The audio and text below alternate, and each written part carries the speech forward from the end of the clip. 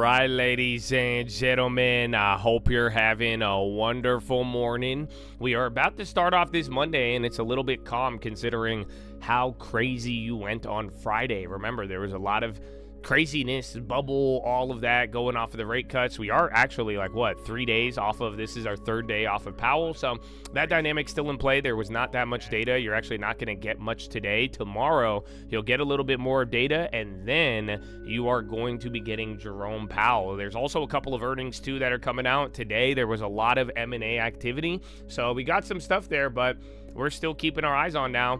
End of the year, the policy, what happens, the clock has already started. I really hope you watch the watch list last night. We were just talking about the bubble, the long term, making sure you could take advantage of all of it while at the same time being safe, because again, everything this year, I mean, you already know what you're dealing with. I mean, most of it hasn't been new. We finally got our rate cut, so now we're taking it in, and again, the clock has started. Next couple of months, we will see where it ends. So other than that, we got 3 minutes. I kind of need to go to the bathroom. I do have a couple of plays. Going to be watching Pfizer, Intel, TAP, Bud, HYFT. They are related to the GLP-1 drugs. And again, Pfizer bought out a GLP company today. REYN Reynolds, again, literally tinfoil. But they got added to the S&P cap, the mid-cap 600. Academy Sports, I want to just look into that for whatever the firework thing was, and then MO. Other than that, kind of quiet. Be on the lookout to see if Staples, healthcare, watch that dynamic, and then even early in the morning, let's just see where, again, global bonds, dollar, some of those factors, it's going to move slow, but I mean, even don't be fooled. The equities could do whatever they want, but we are still going to be kind of watching some of these signs. And I don't know why Snapchat is up. That was up 7%. Literally, I checked, no headlines. No, nothing. But we got 3 minutes. Chad, God bless you. You know you're blessed.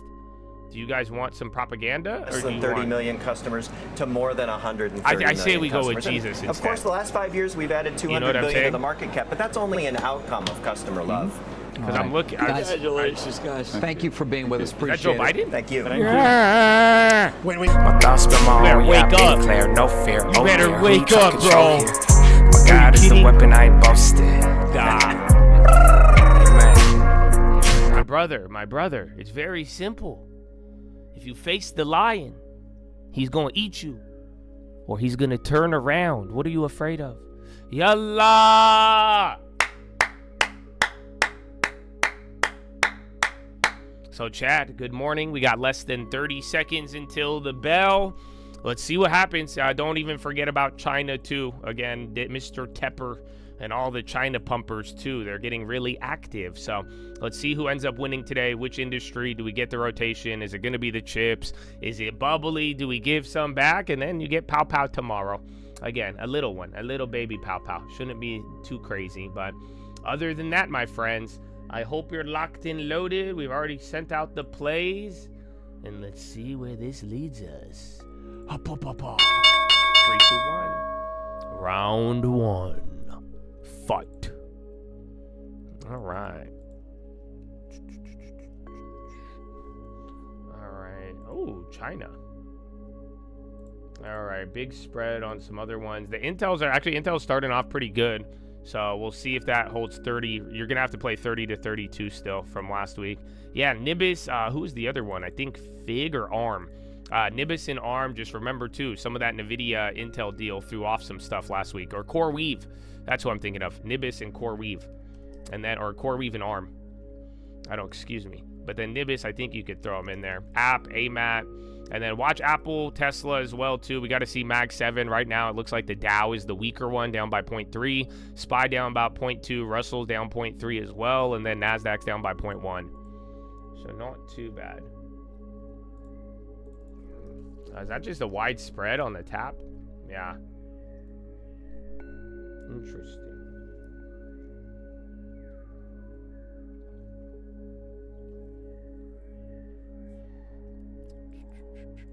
And then, yeah, someone said, again, Snapchat, I don't know what's going on with that. They're saying Wall Street bets, but it's literally TikTok. Every time the TikTok deal, whoa, Baidu. Okay, Baidu's waking up. That one shouldn't really be active right now. Again, all the other China plays, they held up, but they're in the red. I want to say JD might be the next one to go green, but yeah, it's a little different.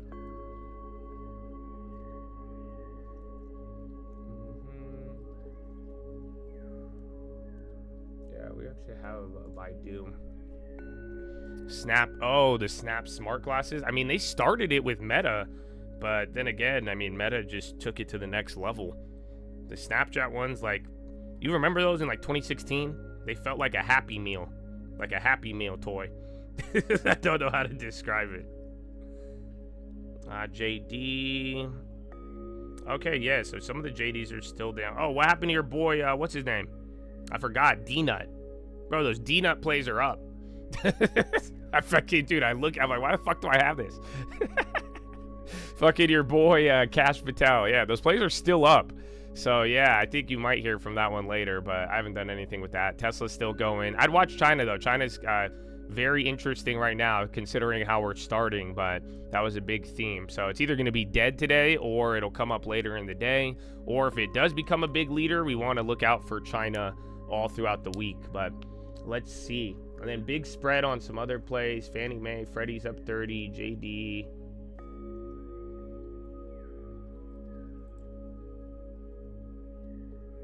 Let's see. Oh, Baidunius, Chapotelenis. Yeah, I still have the NBs. That's what I say. I have some of those, again, the plays that went crazy on Friday. Even like the UUU, but, I mean, they are kind of limited depending on how many you get. That's what I'm saying. Some of these, you could make big gains on these moves, but you are going to have to put some down. But, like, we have, like, crazy 10,000 percenters, 5,000 percenters, but it's still a couple $1,000s, even though the investment was smaller. So, you got to balance it. And then Meta's coming up. And then Apple, we saw UPS. SPY starting off. NASDAQ is actually giving some up. So even though the SPY went up, NASDAQ gave up about 0.10 right there. NASDAQ is going down. Yeah, JD does that. I'd look out for it throughout the day. It might make just a random pop out of nowhere. But see if Baidu doesn't sell off all of this in the next 3 minutes, then you'll know. You'll know something about these China names.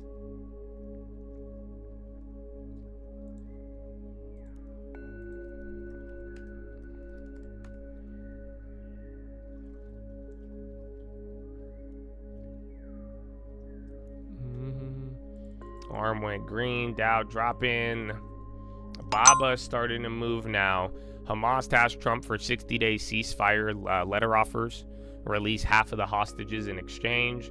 Baba now waking up. So again, we were talking about China here. Baba started off red, Baidu and JD. They were the ones moving around. Now Baba's taking a stick.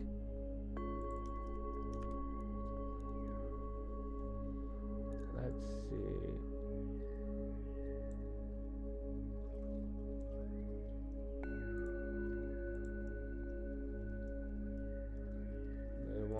No, they're scamming some of those.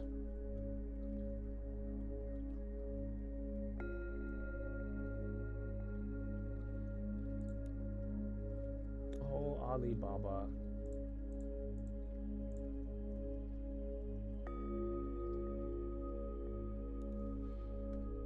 Yeah, Alibaba, just those out of the monies are going to go crazy, but you need more. So remember how we played it 2 weeks ago? I got those out of the monies. They didn't move. And then it finally had 1 day of popping. So I like them now, but I got to wait unless I'm going to go near the money and I don't want to spend that much. But yeah, I already have some of the other China plays. Keep your eyes out for it.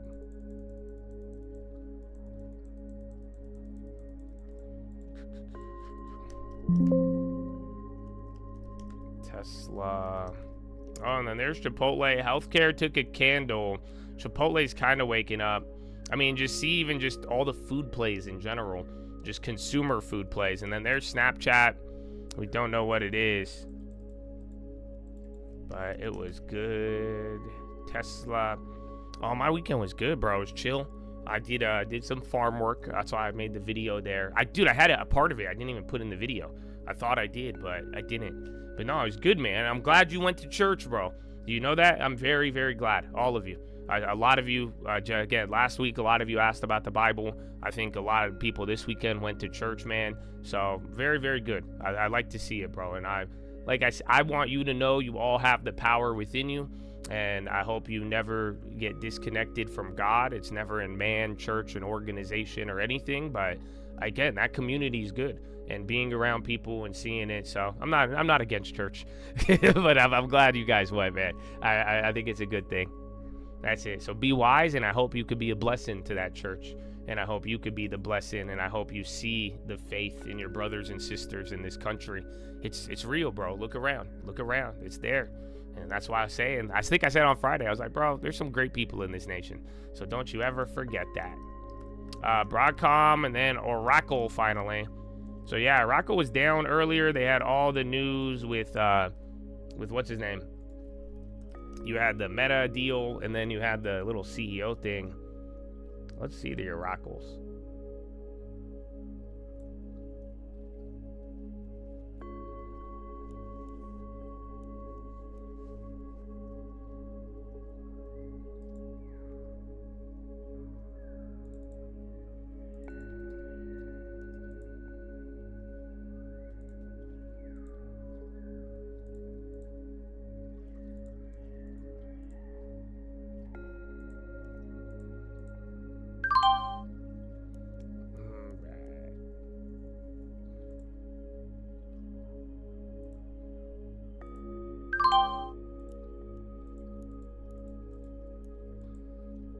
Broadcom.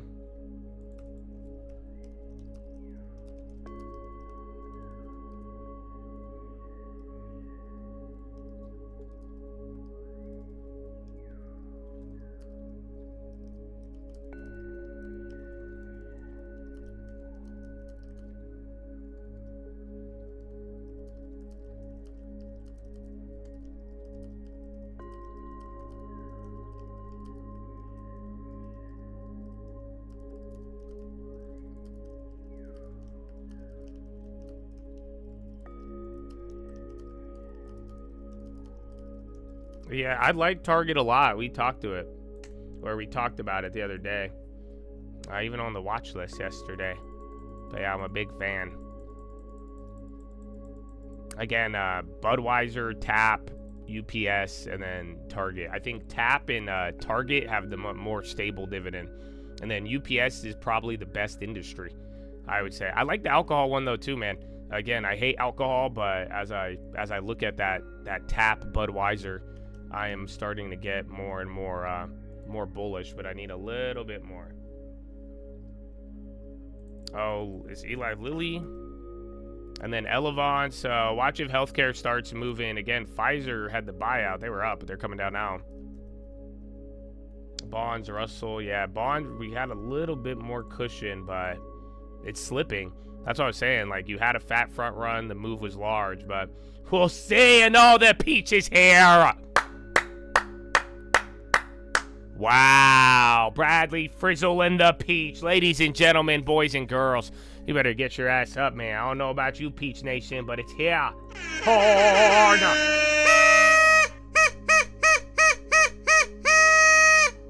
Woo! Oh, good morning. How was your weekend, man? I hope it was a good one. I hope you're living blessed, baby. I hope you're ready for the end of the year, Mr. Frizzle. Oh, Box L. That was moving up in the morning. They had, yeah, it's already up 400%. But yeah, that one's starting to go crazy. Yeah, let me see. Page Nation. Where's Boeing? Let's see. Bobo. Again, we need a trade deal. Yes, brother. Peach Nation. Very, very good.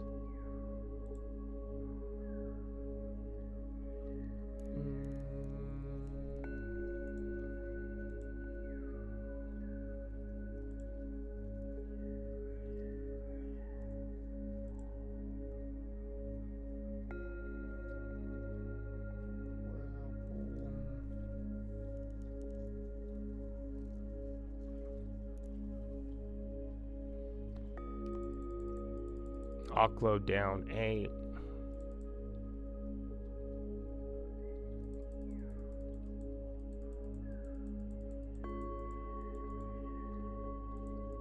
Yeah, I remember Brown Foreman. You guys showed me that one. I remember looking into it. Do they have like beer, or do they? I thought they only have like whiskey and shit. Well, I'll have to look into them again. But for now, I'd say TAP is my favorite. Yeah, BFB or BFA. Uber over 100. Seagate's on the high too. STX. You got Disney, Citi. Weird because banks are kind of down right now. And then Visa as well. And then again, Disney's on the high. Did they end up getting canceled or no? You guys remember? Oh shit, yeah, the puts are actually still up. That's funny.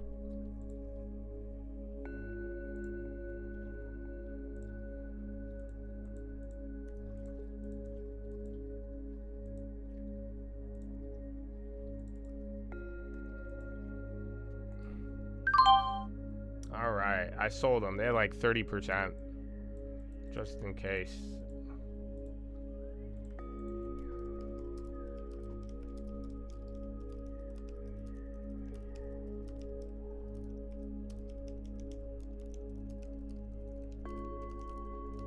AMAT and then Dell on the high. A couple names are actually moving quite decently. And then where's the chips? Walmart just going straight up, and then eBay, SMCI, a lot of chips in software, and then even those other runners. And then McKesson. Somebody brought up McKesson on Friday.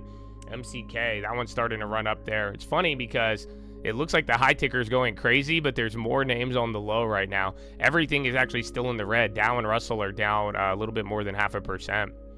Yeah, Intel, we hold 30, 31, then 32. We're going to play that game. But then I don't know if, yeah, I think it's all the chips. It's not even outperformance. Even SMCI just took a candle as well. Yeah, Target, is that a new price yet? Yeah, it is. I actually really like it now. Woo! It's only like what? Actually, $2? So yeah, it's 2-3% lower than its previous low. Again, their payout ratios in like the 50s or 70s. It's very solid. So yeah, only downside is just its target, but like in all their recent drama and everything else going on. But yeah, I like Target is still up a lot though. I remember just even from like 2018, 2019, you know, this was a cheaper stock at one point, and then it kind of had the run up. But yeah, that doesn't look the worst. Like I said, we brought it up on the watch list. You guys kept asking me about it as we've bought things, but like I'm saying, they have a good dividend. I don't think it's even threatened.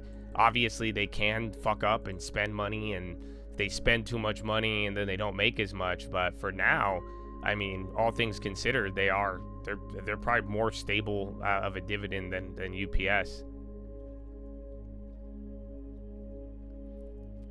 Is it time? I mean, my brother in Christ, I would not wait for me, you know? So if you're like, I've been waiting for you, I don't want to risk it alone, I think you've already failed, brother. So again, I think I'm good at what I do, and it's not bad, and I could give you some great ideas. But you know, part of a lot of what we've done this year, and even me being a hard ass and trying to, you know, push you guys to act in the right manner, I want you to learn how your portfolio is speaking to you. So if you don't have the exact same portfolio as me, you are going to be in a different scenario. So that's why I'm like, you might not want to wait for me. You know, you might want to actually, you know, see what you got to do. And then you're sorry for posting your play. I don't think you are, brother. He said, here's me breaking the rules. Sorry if I'm not allowed to. I'm like, well, sir, that's the rules. You fucked up. So yeah, thank you. I'm glad you bought something. I am, if it's a good value play, but you know, I don't want you just saw the other guy talk about how he wants to not do it alone, and then you post your play on there. You guys see what I'm saying? So yeah, but I do want you to like learn from it. Yeah, so I'm using my knowledge to keep you guys out of the bad places. You already have some good targets. I mean, think about it. Any name I've pretty much mentioned as a viable option this year, even if I didn't purchase it, they went crazy, and you had good pickups. So like I'm saying, you don't need to work by yourself, and you're not on your own, but I could get you some good ideas. But there is a certain execution where if you are just gonna wait, I mean, that's not the method. But again, if your portfolio does look like mine, I mean, it makes sense. You know, because I wouldn't argue that you're waiting versus actually you're in the same scenario, and it makes sense that we're waiting. So just be careful. Like I'm telling you, this is, if you waited for me, you would have never got Pepsi. There was a lot of good plays this year that I even talked about Baidu right before it went up. Again, like even in 2025, even what was the other one? There's like 2 other ones that we called, but point is, I would, you know about them now, but let your portfolio give you the green light or not me. K-Web, Baba again, that's all going. Hershey's, that was the other one. There's like 3 more, bro, I'm telling you. It was fun.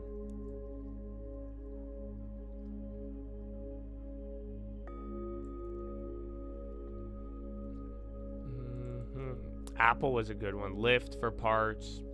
There's just so many of them. Quantum. Well, check, because everything woke up. Like even Oklo started off pretty weak today too. So it's either this was like the little morning pullback and then they're gonna go absolutely apeshit, or this is gonna be that pump fake. Do I have NVO on the long term? So Sarah, you know, we have good talks and you've been here for a long time. Why do you always ask me like the obvious ones? So I'm gonna ban you now because I just don't. It's so weird that you ask me all the time. Like, you know how to look for the long term. You know what's in there, but it's just weird you could always ask me. So I don't like that. Sorry. I'll see you at the end of the month though. So you guys only get banned for like 8 days. And then you're our first ban of the day, Sarah. So good morning. But yeah, you guys know how to look for the long term. I post the videos. Just ask me about NVO. Don't make a fake conversation to start the topic. You know what I'm saying? You just say what you want to say. You don't need to keep asking me stuff you obviously know. Analysis is important. I mean, even then, simple 10-year stuff, but like I'm saying, the broader logic is look at your portfolio. If you have a lot of cash, you shouldn't be waiting for me. You see what I'm saying? Because I don't have a lot of cash. So I'm being very like specific, right? But if you have a lot of cash and you know all of the value names, you know what's there, you could work your way into that. So like I'm saying, like you just got to balance it in a very, very broad sense. You know what I'm saying? Like look at your portfolio, see where you're at. Are you ahead? Are you behind? Are you cash heavy? Is all of your portfolio in one industry? You know what I'm saying? It's like these are the things that you gotta be thinking about. Your name is Sarah? It's a good name. Do you know the story of Sarah? Sorai? I like Whirlpool Divi, but they cut it. That's the only problem. So it's around where we got. It's lower now. ON popping and then UPS. That's weird. Check. I'm gonna check Nike and the other ones. That's the only one. Yeah. ON. And then wheat stocks are on the high as well too. MSOS 2% pop.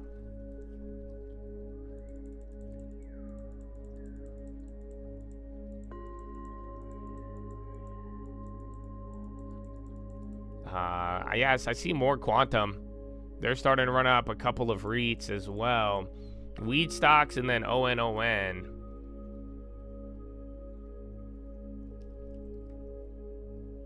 I don't think he made the Kenview announcement, no. And it will be Kenview. So remember, we hit that. That was a 5 or a 10,000 percenter when we hit the news on it, but it's been staying in that like range. So Kenview is the one who would get exposed to it. I'm sure there's a couple more, but that would be the primary loser, and he hasn't announced it yet.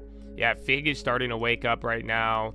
Again, check the arms and the core weaves. Duolingo, that's up 4.5. So look, NASDAQ's coming back to break even, SPY 0.13. Dow and Russell, still the same thing in the morning, but you do got a couple of individual names. Like, yeah, they're melting up a decent amount. 4 or 5% is not small. Is there any news reports that you need to determine? It's going to be like the big sets of data, but realistically, like macro data, CPI, non-farms, then it's going to be companies, corporations, again, check the overall response from big and small companies on earnings. Are they growing or not? And then the consumer. So those 3 areas, essentially. But I think it's obvious. You'll notice it when we get there. It'll be 3-4 months from now. We're going to keep playing the same game. And, you know, in 3-4 months from now, all of those factors I mentioned are either going to be underperforming or they're going to be booming. If they're booming, you're not getting a recession. If they aren't booming, then yeah, we're going to look back and be like, holy shit, we cut rates. And then 3-4 months later, the economy's slowing. That's not going to look good. MP Dubs, Qubit's on the high again. Oh, there's somebody else with an investor day today. Remember, we hit it big. Both of those. We hit both those investor day plays. So fucking excellent. Where's my calendar? Here. Where is it?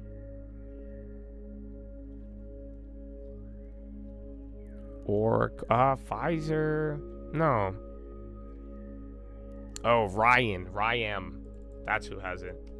So Ryam, this one right here, it's $7. Pull out the stock. It's literally one of these like little pump plays.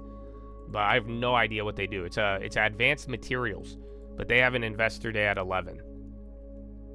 But yeah, this one, I don't know. Do any of you guys know about it?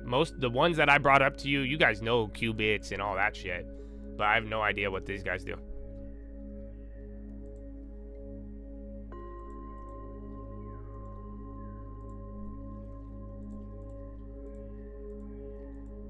LH.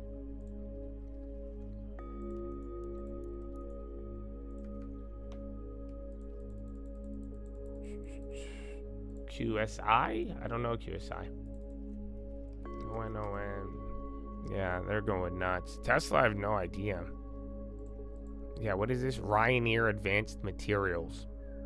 Engages cellulose, paperboard, and high pulp products. It's paper. It's like paper and cardboard. What the fuck? Advanced Materials. It sounds like it's fucking... Sounds like it's gonna save the world, bro. But I think it's just cardboard. Yeah, ONON's still going. And then the Pfizer.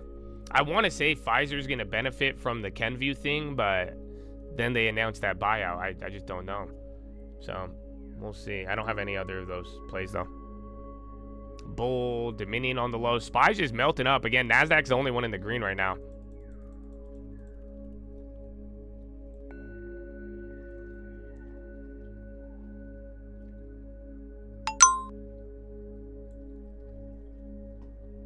Cathay Pacific to cancel all Hong Kong flights Tuesday 6 p.m. to Thursday 6 a.m. Oh. And then Babla.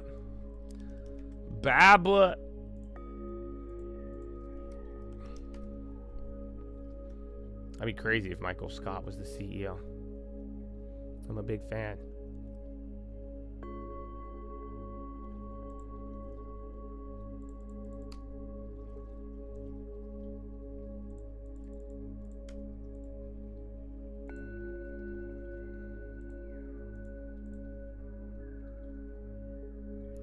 Why'd they do this, Habibi? They just jacked up a price on me? All right.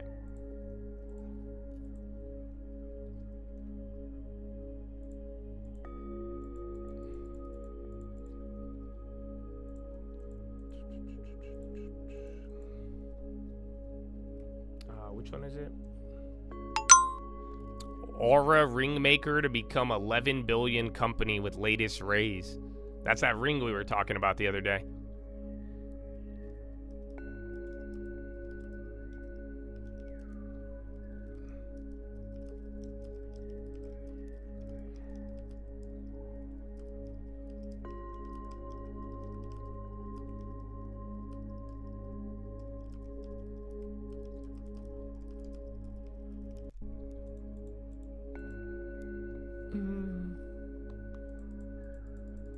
You quit your job on Friday, so you're contributing to the unemployment numbers? I don't think you are. You have to do like 30 days unemployed. And then I think either you have to file or somebody does it automatically. But you have to be like unemployed for like a month. Oh, I got the fucking AirPods. You guys know that? I got them. I got them this weekend. I got my new headphones. All I know is they watch your heart rate through your ears. But other than that, I haven't tried the Aura ring. Aura, Illumina.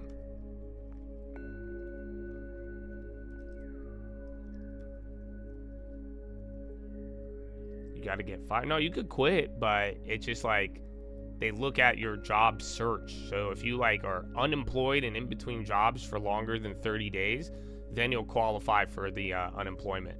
But like if you quit a job, aren't employed for like 2 weeks and get another job, you're not going to show up on there. Yeah, Rigetti's even waking up. Again, all the bubble stuff sold off a little bit and then just woke right back up here. So get ready for it. It's either going to give it all back up, or by the end of the day, they're going to start waking everybody up. I haven't tried I've tried to set it up. I don't know how to do it. The live translation, I don't know how. I went to the Translate app, but like it doesn't, I don't know how to fucking work the thing. It's very good. I was in my car and I couldn't hear my car when I put them in. Like, so I got the AirPods. I sat in my car. I put them in to set them up. And then like my car is turned on and I can't even hear my car on. So the like noise cancellation is just insane. The quality just sounds the same though. Like music just sounded the same, but you can't hear shit outside.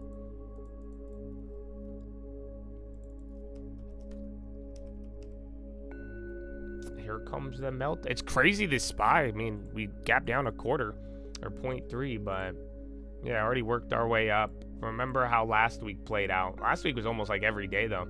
I think we started off slight upside, then gap, nothing, and then every day after that was just literally melting up.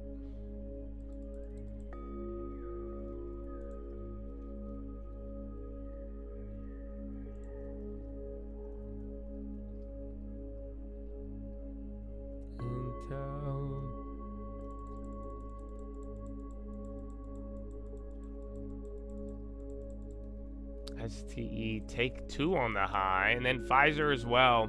I want to say Pfizer is one of the only ones, but then XLV is starting to rocket up here. Yeah, UNH starting to go up $3 off of the bottom. I don't know if the rest are. And then now you got Disney as well too. AMD, Intel came down. It was AMD and SMCI.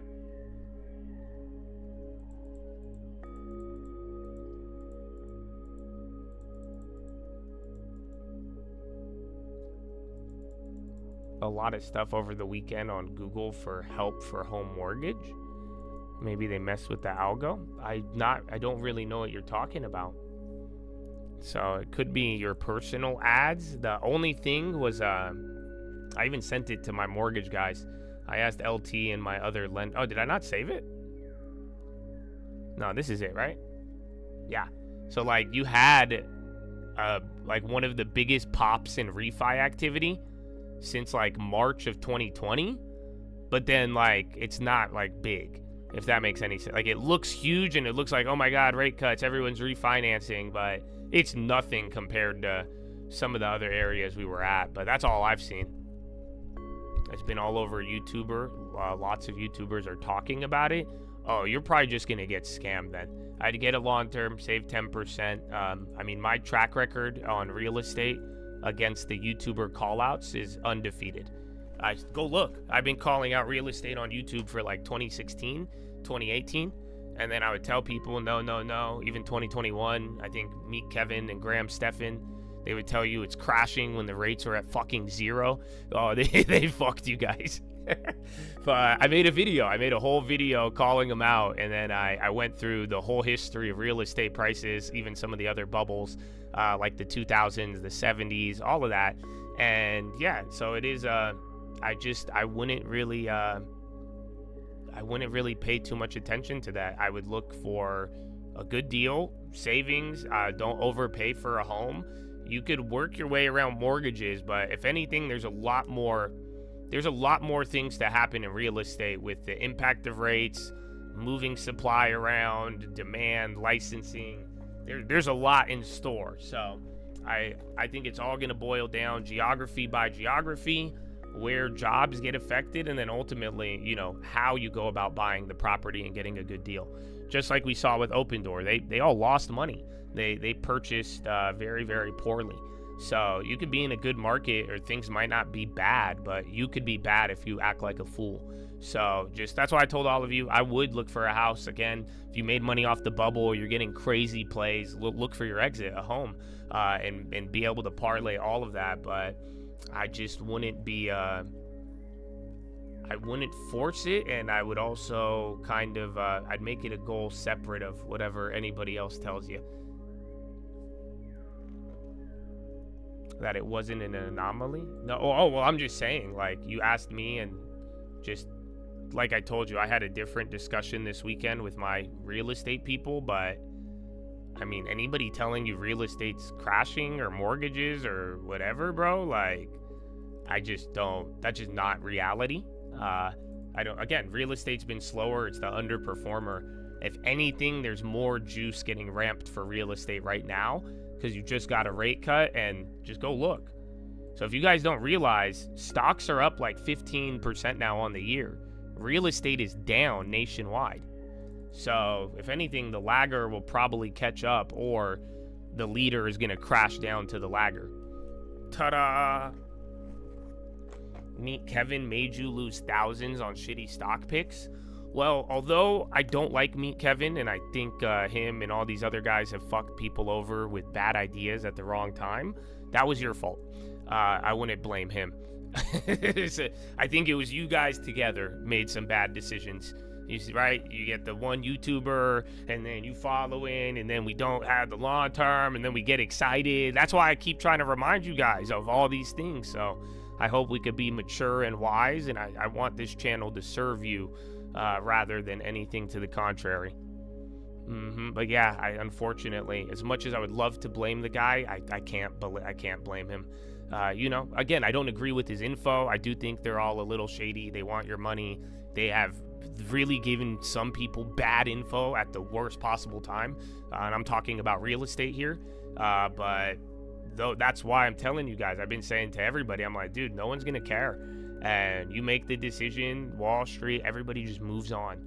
And you're going to be the one who has to deal with it. So that's why I want you to get a long term. I want you to save.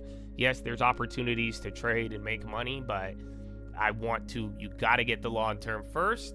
Otherwise, you don't want to keep playing this game. And I listened to this guy, I listened to that guy, I did this, I did that, and then here we are. You listen to all but make your own decisions. Well, be careful. Because like we've been talking about, the man, if you have an uncircumcised ear and you take in everything, it's going to hurt you. I think we've been lied to. You know, everybody likes it to be like, oh, I need all these opinions. It's good to have all this info. And it is, but it isn't. So just be careful. Because like I'm saying, when it's crunch time and the moment's there and the house lands in your lap, you're going to only have one Josh opinion, and then you're going to have 9 other jackasses telling you the opposite. Which one are you going to listen to? I know. I've seen it happen. Senior White House officials, TikTok deal would move operations to new joint ventures.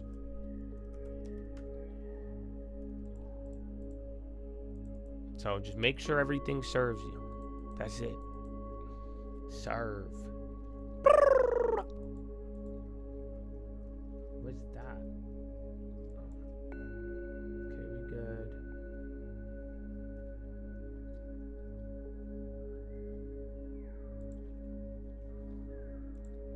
Oh, those went down.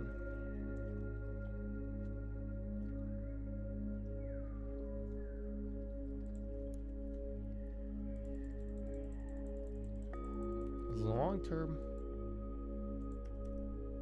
We should watch that video. I think it's let's see how it historyized. You know what I'm saying? Well, I'm gonna look into the long term.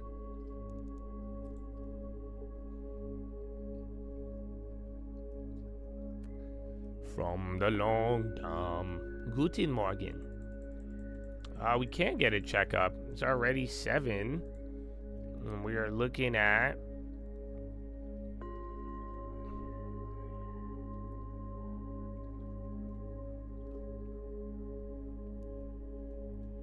I mean, it's not even just like scammers. It's just richest man in Babylon. You remember when he talks about how when you start touching money and you get gold, everybody's going to have an idea. So that's just what happens. More and more ideas. And then you guys are going to increase your wealth, do things, all of that, but you get more ideas. That's why you just got to know the principles. Yeah, Tesla, Palantir, a couple of others running. High ticker is very active now. SPY's about to go green. NASDAQ back up to the 0.1 that it opened with. Hundreds of billions of economic activity over the next 5 years on TikTok.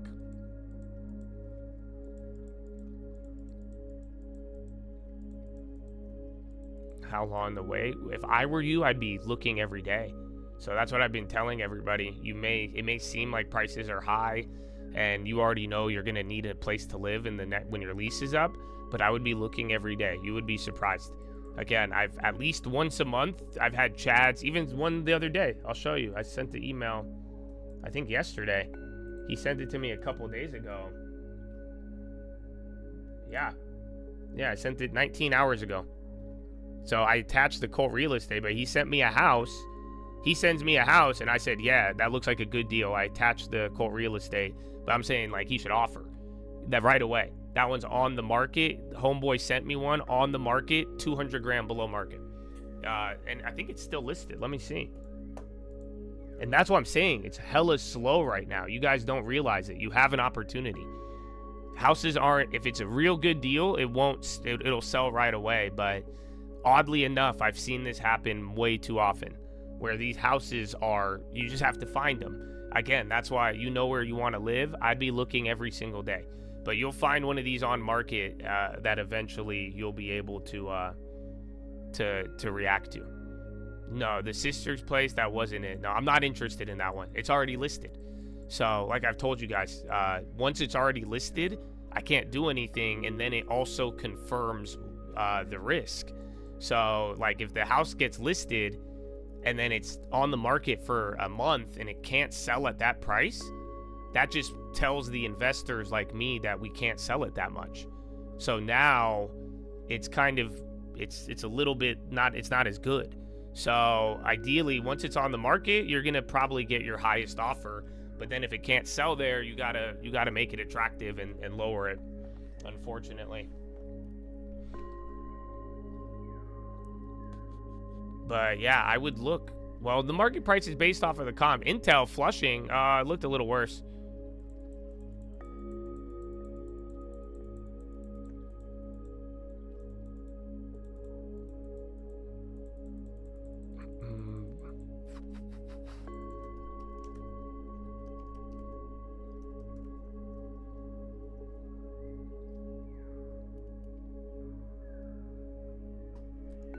Yeah, well, look out of what's been selling in the last couple of months. So, and some of it, like 1.4 to 600,000, that's not normal.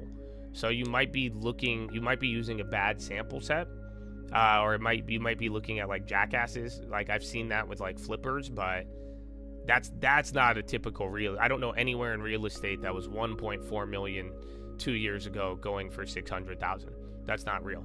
So it would have to be, those were like maybe one-off listings. Like I've seen, just like we're saying, I've seen people list a house way too high, and then they'll lower it, a lot. But comping and finding a value of a home it shouldn't be that difficult. Go 6 months, 3 months, look in that area and see what's sold and compare similar properties to similar properties, land, structure, all of that.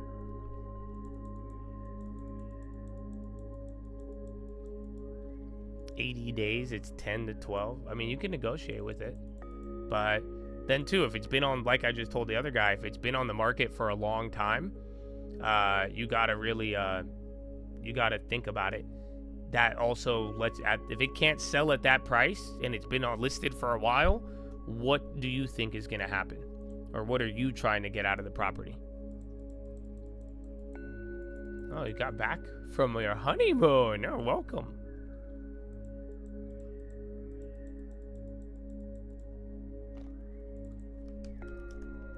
In Toronto, the drop exists, but rare. Yeah, I'm not saying it's impossible, but I'm just telling you, none of you, THC and TEM, I don't know if these are similar or not. TEM drop in, THC rocket it up. Both of these are healthcare, right?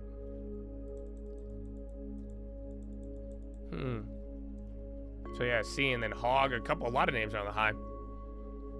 But like I'm saying, it shouldn't be difficult to comp out a property. yes, there's big price drops and moves, but that doesn't happen consistently. So it's not like every comp was triple the price and now it's not. If that was the case, I just probably wouldn't even buy in that area, but I've never seen that in my life.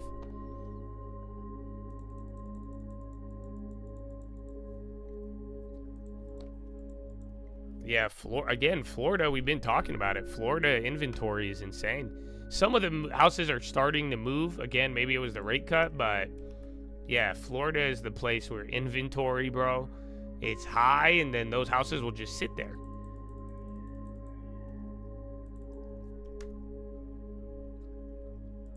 Boeing on the low.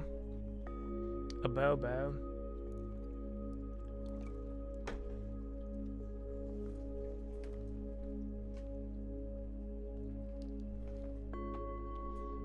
Constellation. Let me get some of the other ones. But TTD on the high now. Okay, a lot of value poppers. And then Chipotle. I think Sweet Green at Chipotle is looking really good.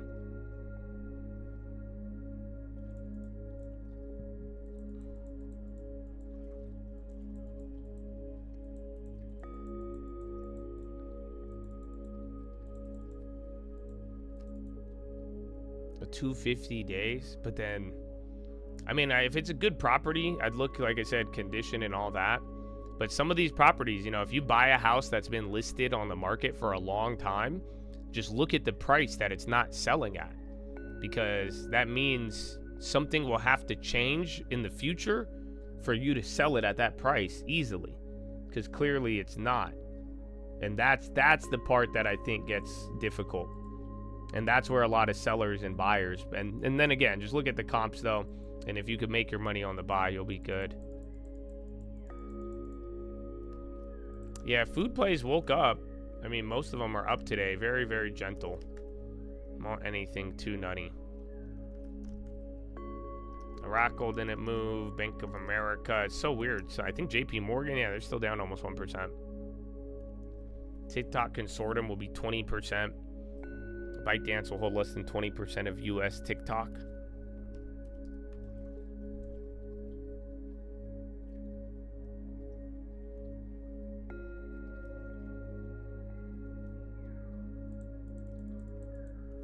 Yeah, TTD, that one's waking up. I got that in the top right. Let's see, Apple, damn, Apple's up 2.4. Habibi, Microsoft down 1 into the low, Nvidia down 0.7. IRM kind of running up. Yeah, all the big tech is down today. Ain't no love. All you have is Apple up 2. There's Nibis 102. That's going crazy.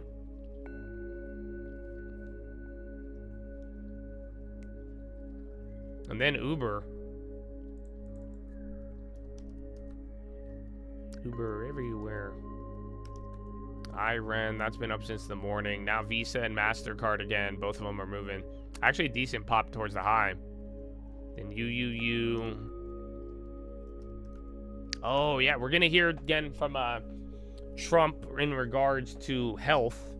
So we'll see how that plays out still.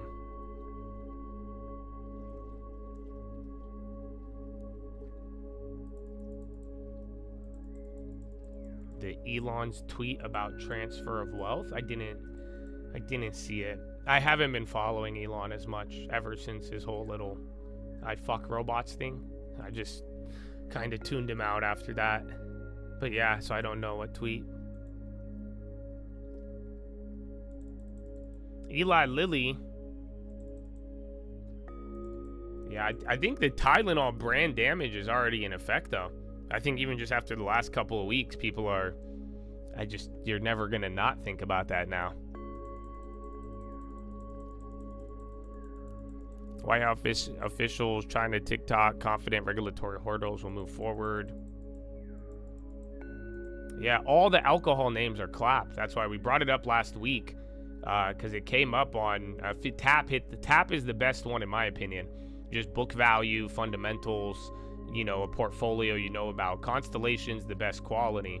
But long story short, alcohol is in a cyclical, it's like in a historical downtrend. It's never actually sold off like this.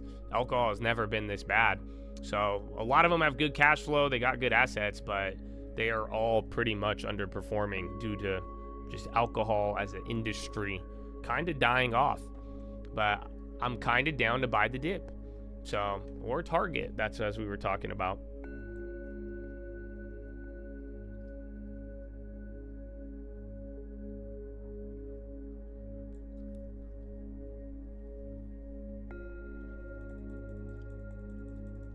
Oh, is it? You might be right. It might be GLP. U.S. sanctions Brazilian Justice Marai's wife under Maginski Act. I don't know what that is. And then docu on the high, Airbnb. But yeah, it could be the GLP ones. You're right. Because that just kills everybody's appetite, and especially with alcohol. Can you mix GLP ones and alcohol?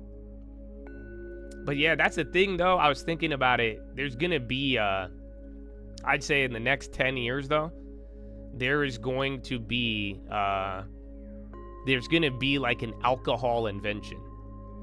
So that may not make sense to you, but think about this. Sam, it was truly in White Claw. During 2020, that was the quote-unquote invention that boomed alcohol. And then what happened with cigarettes? It was Zyn. Zyn was already old. It was around for a decade prior, but that was like the new trend invention. You see what I'm saying? So that's why I think at one point alcohol is going to get clapped until they're going to do some propaganda, and they're going to come up with some like weird drink thing it's going to be the new Zyn, but for alcohol. But again, I don't know if I just don't think kids like to drink, and most people don't, but like, I think everybody who likes to drink probably they don't want to drink anymore. So, yeah. What you do is you put the alcohol in the Zyn. No, oh my goodness.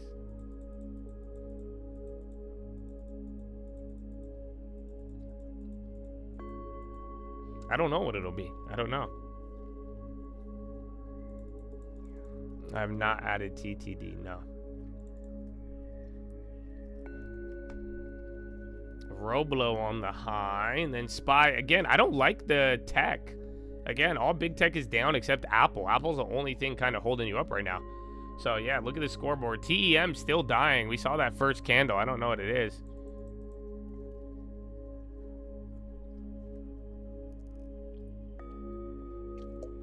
Fed Muslim open to further rate cuts. Fed should tread cautiously with additional easing.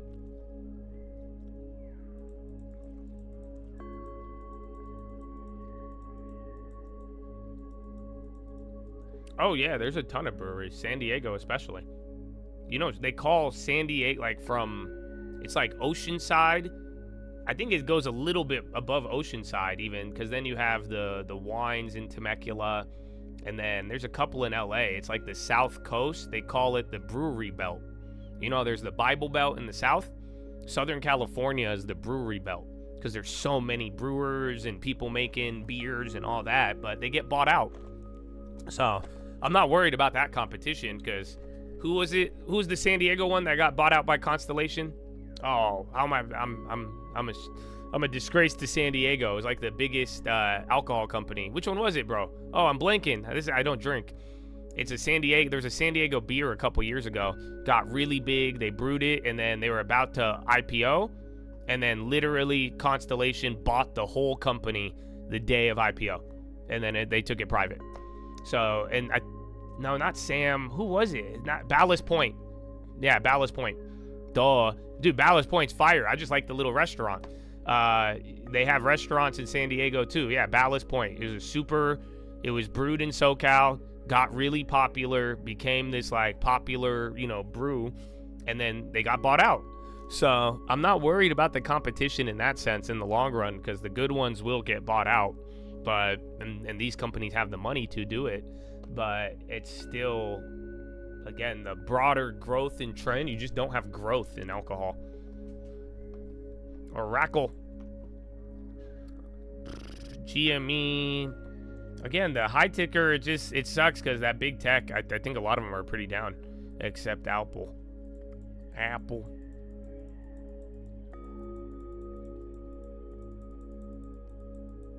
SC, Union Pacific, Railroad's going up. I feel like a lot of transports. Now, Micron as well, Nibis, Oracle still. I think you're getting a push here with big tech. And then Nibis, that is the leader here.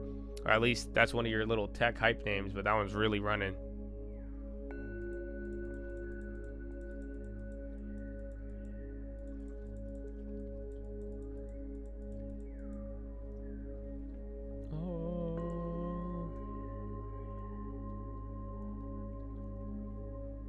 From the Intel. Yeah, a little off the bottom. Again, AMD's doing great. JetBlue on the high. I think travel is doing good.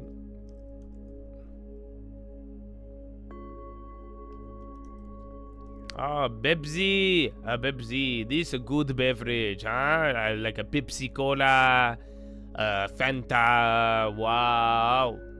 And the Nikes. A Nikes and the Apple. Yeah, China just, it didn't wake up. So they started off decent, but it just didn't do it. At least Baidu didn't sell off $50. That's what it usually does. Yeah, Nike candle's getting big, and then Constellation, I mean, we've had this brewery talk here. Constellation is the only one going up. And then Anarchis. Pfizer to fund deal with available cash proceeds from new debt. Again, Pfizer, no changes to capital allocation. Again, Pfizer bought a GLP company today. They bought MTSR.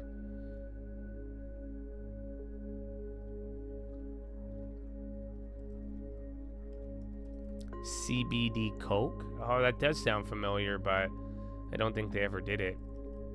I remember they wanted to get into all of that stuff. Okay, UNH as well. Again, XLV, that woke up there, barely green. Staples are down a lot, actually. Staples are really bad. And then financials. Financials are bad, but they recovered throughout the day. And then checkup-wise, I don't know. Did I give you it? SPY, you have 150 green, 340-ish, 345 in the red.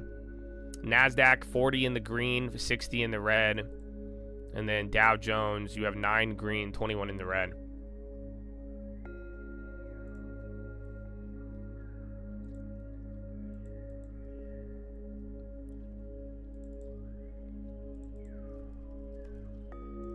Cosim. Yeah, I don't know what's going on with Nike. TM still on the low. Yeah, Trump is going to give an update on autism. It's going to be it's related to Kenview. If you guys remember, we hit a fat play on that the first time RFK said something. So, and it kind of chilled, stayed at the low, and then over the weekend they hyped up this announcement here. But yeah, we haven't heard from Trump yet today. Yeah, Boeing's on the low. Bradley Frizzle is still amazing, but BA is dropping. Senior White House officials expect ByteDance to sign a framework agreement with investors, then expect agreement to be drafted and finalized. Senior officials on China TikTok deal expect to see closing documents at end of 120-day process. So long story short, the TikTok deal is not signed. So, I mean, worst comes to worst, they'll probably do it, but if anything bad happened, I mean, hypothetically speaking, they could just wind up into another problem if they don't have it agreed upon by that November deadline. And then Boeing again, that's still dropping. A few more names on the low. SPY did not hit a new high there. You did get waken up by a couple of tech names, but equal weight's still low. SPY is what, just under 10 points from the previous all-time high. So I mean, you're doing better than you are worse if you zoom out. Coca-Cola, yeah, we have Coca-Cola in the long term. We're up on it, so that's why I kept saying Pepsi at the beginning of this year, because Pepsi's like right here, and then meanwhile Coca-Cola is actually still up on the year. So Coca-Cola is green on the year. I think it's one of the best companies in the world, but I'm not a fan of buying things for more.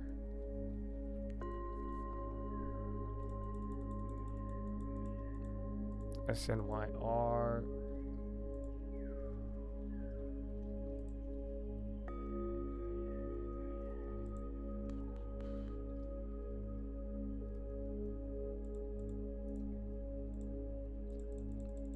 Yeah, remember home build, they did good on Friday though. They had bad earnings and they still they found a way to do good, which I think was very fascinating.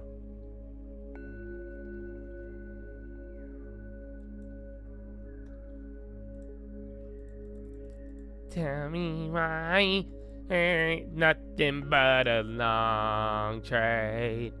Tell me why. Yeah, Tesla, all the Tesla ETFs.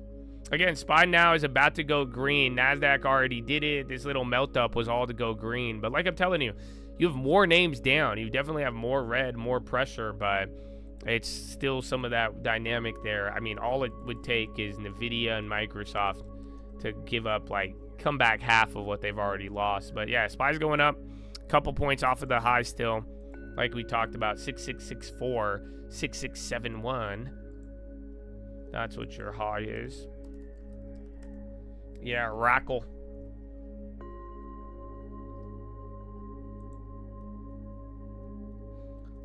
Tell me why.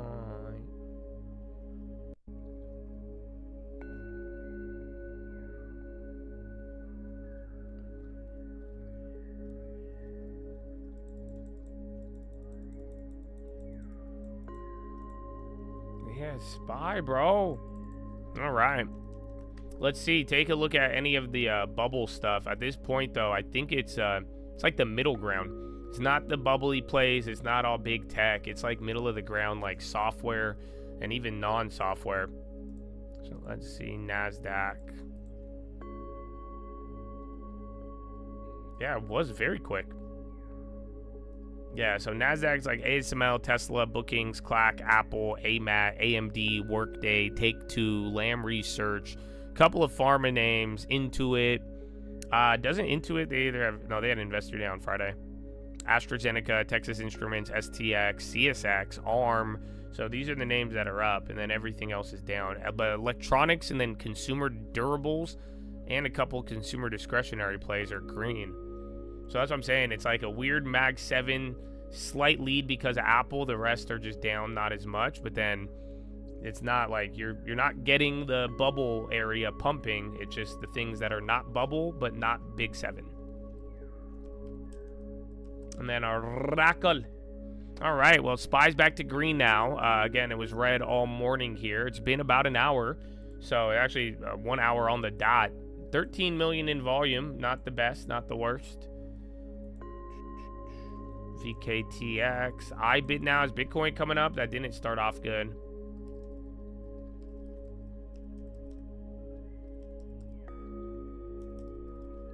Yeah, bro. Whatever TTD, that would just start. It's only $1.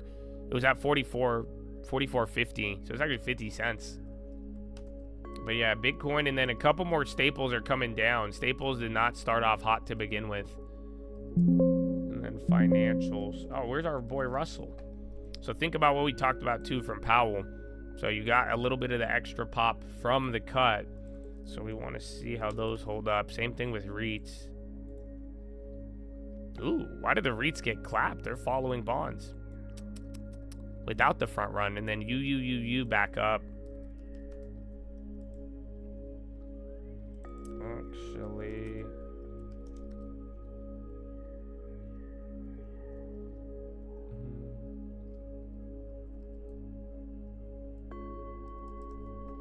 yeah, bonds, they don't look good. They're not the worst yet, but they just had the front run. Go look at real estate. Real estate looks like bonds, but they didn't get the front run. So the real estate ETF, it doesn't have that breakout. It just barely went up and then clapped. So we got to see on that, because for now, Russell's still doing good from the cut. The real estate, some of that distressed stuff, not there. You speaking of which, UWMC, that's down 5% right now. And then Apple going up. SPY's already into the highs. I mean, Apple and Oracle will do enough as long as, again, even Meta's in the green barely. As long as Microsoft and Google don't drag you down like 1% or 2, they're both kind of coming up. It's mainly Apple and Oracle. And like I said, everything that's just not Mag 7, not one of those pump plays. Airlines on the low. Delta, UAL, they're already down 3. But those are getting another flush into the low. SPY, NASDAQ, all back to green.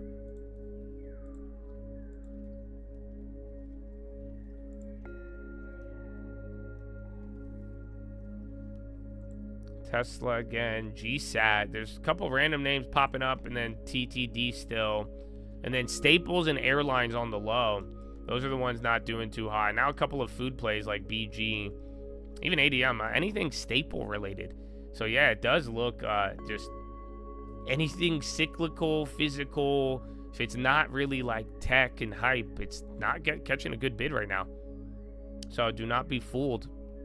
But you would think Russell and Dow would be a little bit more. They started off down more, but we got some other left.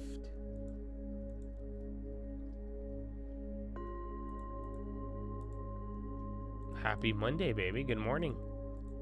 Good morning. Myrna on the high. Palo Alto down 1%.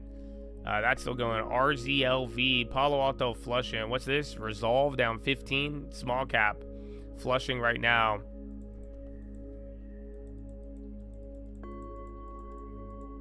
You can't believe the disrespect on Intel right now. I mean, the best advice I could give you is to ignore everything. Do you guys remember when we first bought it? So you guys don't remember?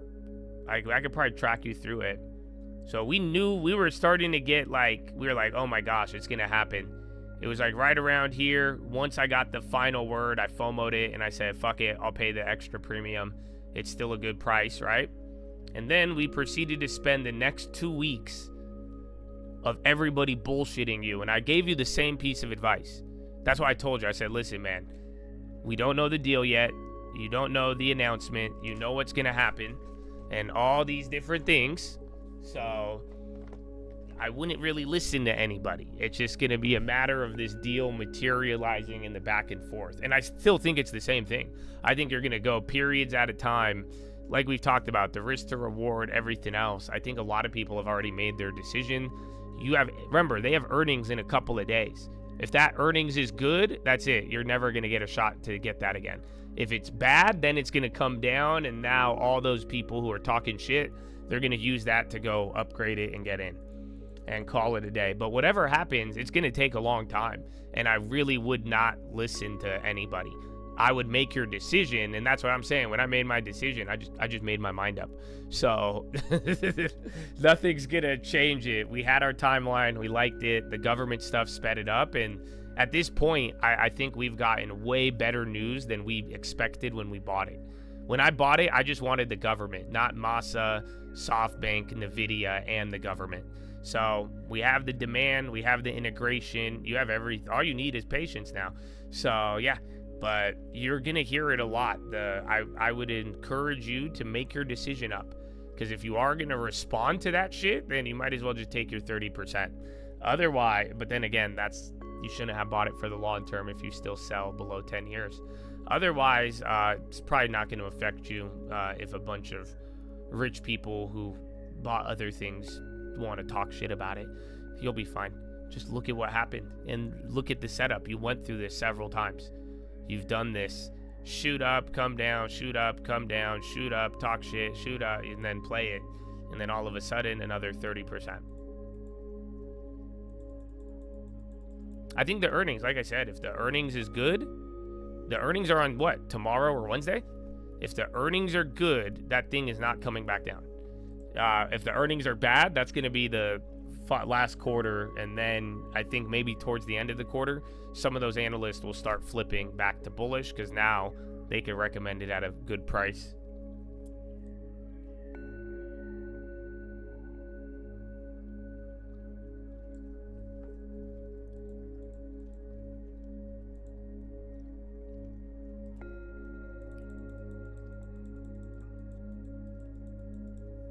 Meta's red, so is Boeing. Umana. So that one's starting to wake up. SPY's still going though. So that's probably Nvidia and Apple holding. Yeah, because Apple's coming down. Yeah, it's Nvidia.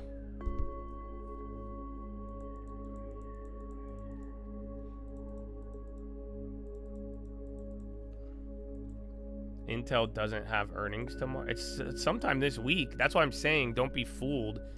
You think everybody's talking shit, bro? Oh no, though. They're October 30th. So next week. But yeah, everyone's talking shit or saying and getting bullish, but Just remember, it's all about earnings, especially with it right around the corner. Yeah, October 30th, so next week. Next Tuesday, not this Tuesday. This Tuesday's POW. Oh, wait. No, that's it. That isn't a month. Hold on. What am I tripping on then? Let me pull my candle. What am I thinking is next Tuesday then? Oh, no, I'm an idiot. Ignore me. October 23rd. Projected release. That other one says October 30th, though, too. So hold on. Something's weird. I have 2 different dates. But yeah, I think I'm more likely wrong.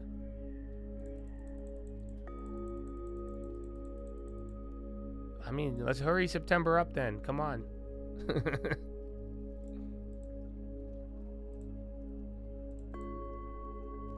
I never wanna hear you say.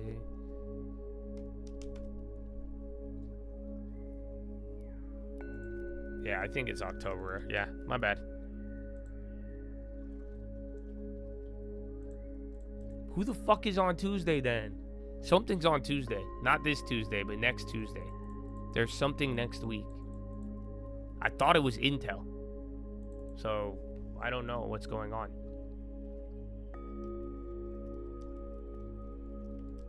But either way, the next month, then burn 2 more weeks on Intel. But like 2 weeks before, it's not even gonna, like, it's all gonna be about earnings. Like I'm telling you guys, that earnings, that's where the money shows up. That's where we're gonna find out details. And then they'll have the opportunity to guide for next year and everything else. So, but that's where I think Intel becomes either it takes off or you're gonna spend another quarter or 2 in the gulag. And then Oracle again. Is it Micron? I think it is Micron. If one of them's tomorrow. But then again, I'm also thinking next Tuesday. But Micron is tomorrow, September 23rd. So that might affect it. And then Bakkt had something this morning. They're shooting up 47. And then UNH keeps climbing. Nvidia helped Apple a little bit there.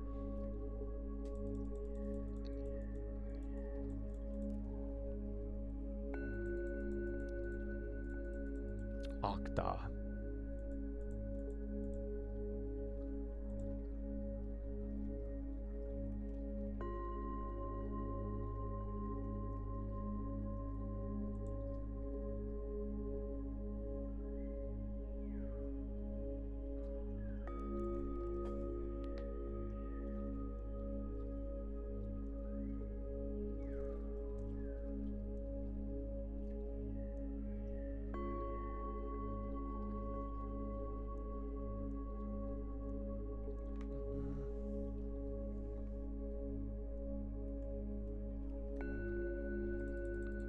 Mike Alfred. Nike is next Tuesday. I think that's who I was thinking of. Nikes. And then Rigetti now, one after the next. So they're about to go green. They started off red, but remember, this is your one segment of the bubble.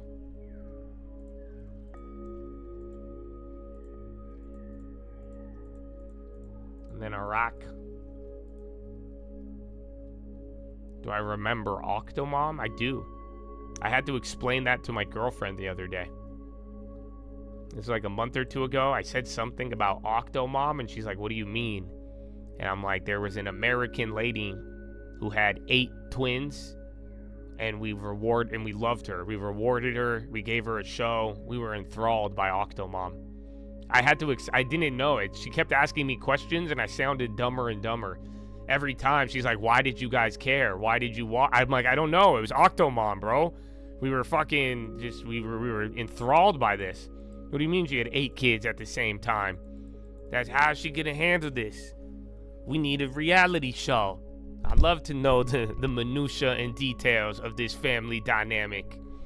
So fascinating. I want another episode. Hold on. That's amazing. I've had a couple of children in my household, but not 8. It's hard to believe it till you see it. But yeah, so I do remember Octomom. Explaining this to a foreigner, bro, is the weirdest thing. And I tried to, and it just didn't make sense. Boom, UNH.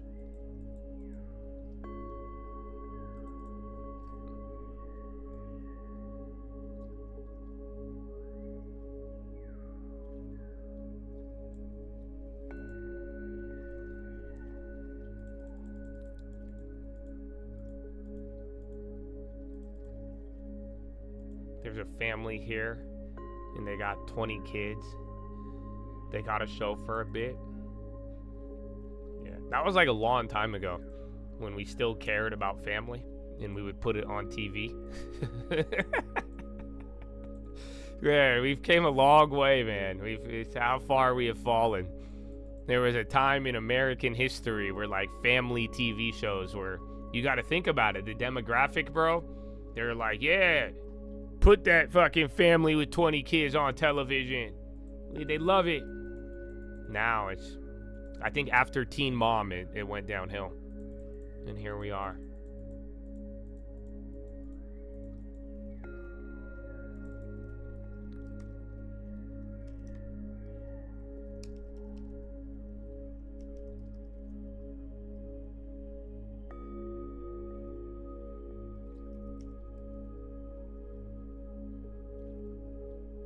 Bro, we thought Teen Mom was the top. We thought, we were like, oh, they're getting pregnant as teenagers and putting it on television. We're like, oh my God, culture is ruined. Damn. It got a lot worse, you guys. It got a lot worse. That was not our biggest problem. Actually, I don't even think people care about teen moms in the same way anymore. We have way bigger problems. That's it. That was the... At one point, though, Teen Mom was like, oh my gosh. Oh, dude, okay, yo, what the fuck? Oh, you just reminded me, Tyree. Thank you for bringing up the rapture. Okay, you guys, listen. The Bible says that nobody knows the time nor hour of the rapture, okay? Let me remind you, the word rapture is not in the Bible. You guys know that. The word rapture does not exist in the Bible. There's no such thing as the rapture in the Bible. There's meeting Jesus in the sky. There's, again, a second coming and return. But the word rapture is a made-up Western idea. I hate to break it to you. So why am I telling you this? Because there's a bunch of people on TikTok that think the rapture is happening tomorrow. I'm not even fucking with you. They're selling their cars. I don't know why they would even need money. They're quitting their jobs. And apparently there's a small portion of TikTok that is yes, they think the rapture is on Tuesday. They fucking ordered the rapture, bro. They think it's being delivered tomorrow. And I respect them preparing. You know that? I always hate it. I'm not gonna lie to you. I always hate a mother effer who think the rapture coming and you know, ain't doing nothing. I'm like, really? You really believe it's tomorrow? But I got respect for the motherfucker quitting his job. Would I do that, and do I agree with him? I do not. I don't think the rapture is tomorrow, but I don't know. I believe the Bible when it says no one knows. But yeah, at the very least, at least they got some faith behind it. But you guys might need to get another job soon. We'll see. I don't know.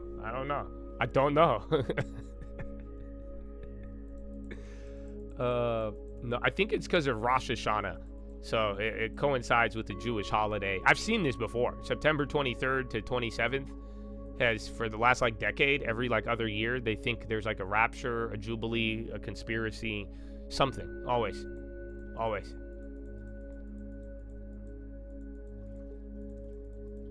Yeah, Feast of Trumpets. It's always around this time.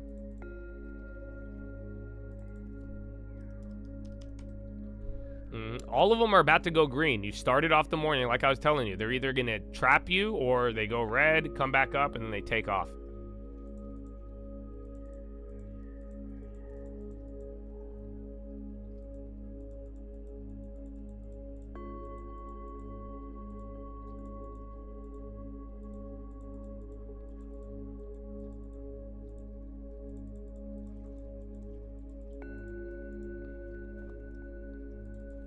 I think it's funny. But I don't know what they do. Oh, AS, isn't this the one? What happened with those fireworks?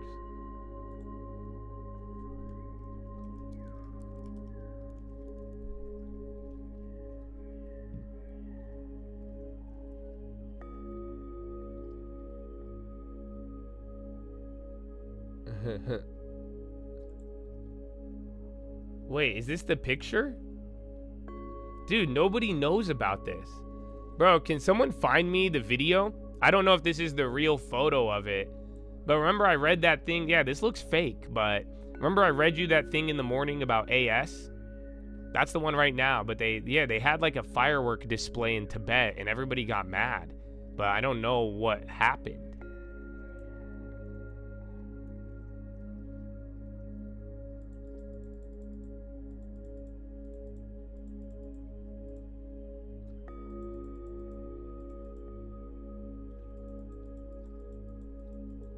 That's the real picture? Oh, no way. Really? Nike launches first Skims product, available September 28th. So yeah, if that's it, that's crazy. But they're pretty much saying that it was like, they were like this nature brand, and then they lit off a huge fireworks set in Tibet. It's like, America! I know that image doesn't look real. That's why I was like, no, but then I can't find any other images. You would think there'd be like a video.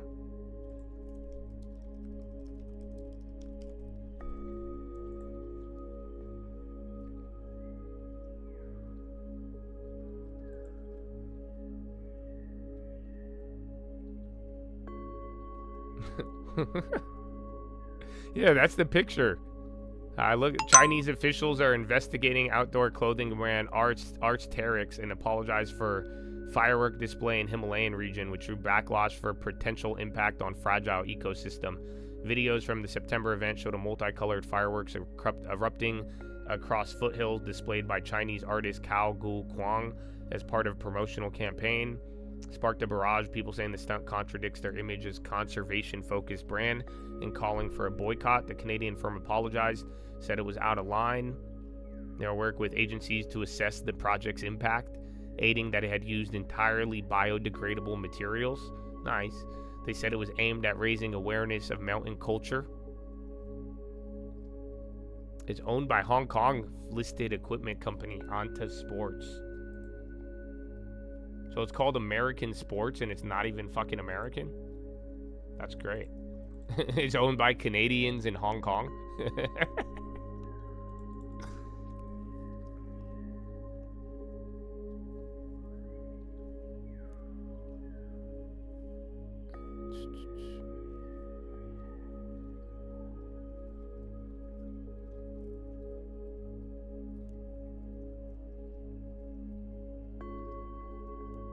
Oh, it's the guy who did it was the guy who oversaw the fireworks of the 2008 Beijing Olympics.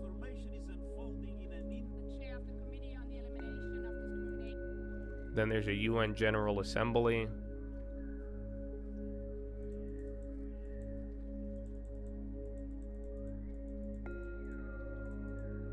Oklo, back to green now.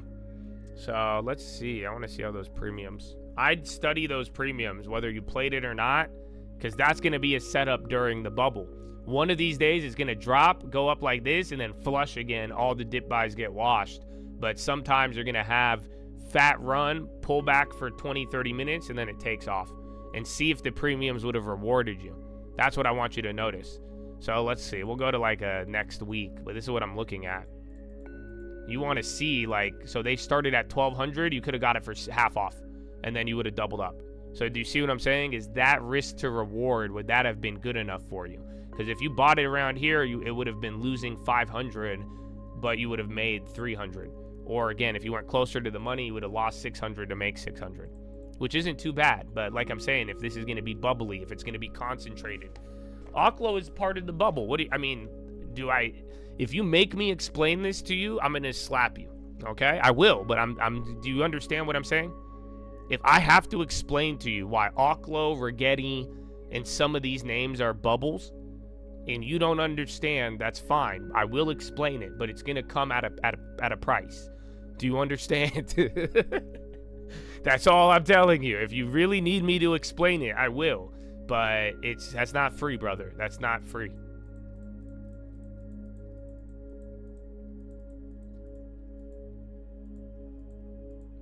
I don't have a minimum. Right now I'm taking an info. Because like I'm saying, if you didn't hear me, I was calling that out. I'm telling you, I'm like, it's either going to flush even here, or that's it. It's going to come right back to green, and that's going to cause that hype. Those are the two setups. So I want to see, because when we face this again, I want to know if the premiums are worth it or not, because some of them didn't look like they were worth it. So now that we see how it moved up, that was like, what, extra $3 above was enough to double them up. That's great, but not on the downside. And then that all did that in an hour. Anything slower, you would have lost.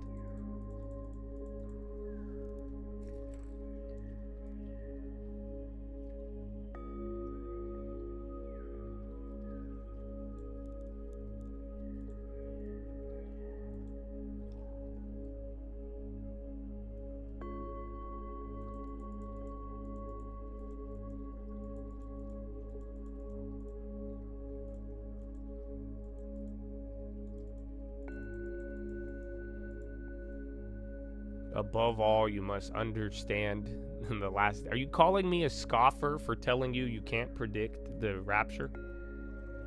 My brother, get off of the internet and read your Bible. Okay? That's all. And if you do think it is going to be the rapture, I am available for donations. Thank you.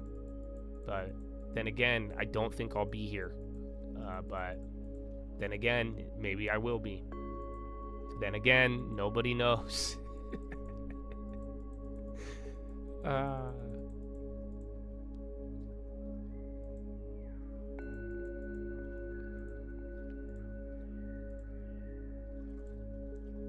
yeah, yesterday's watch list was crucial.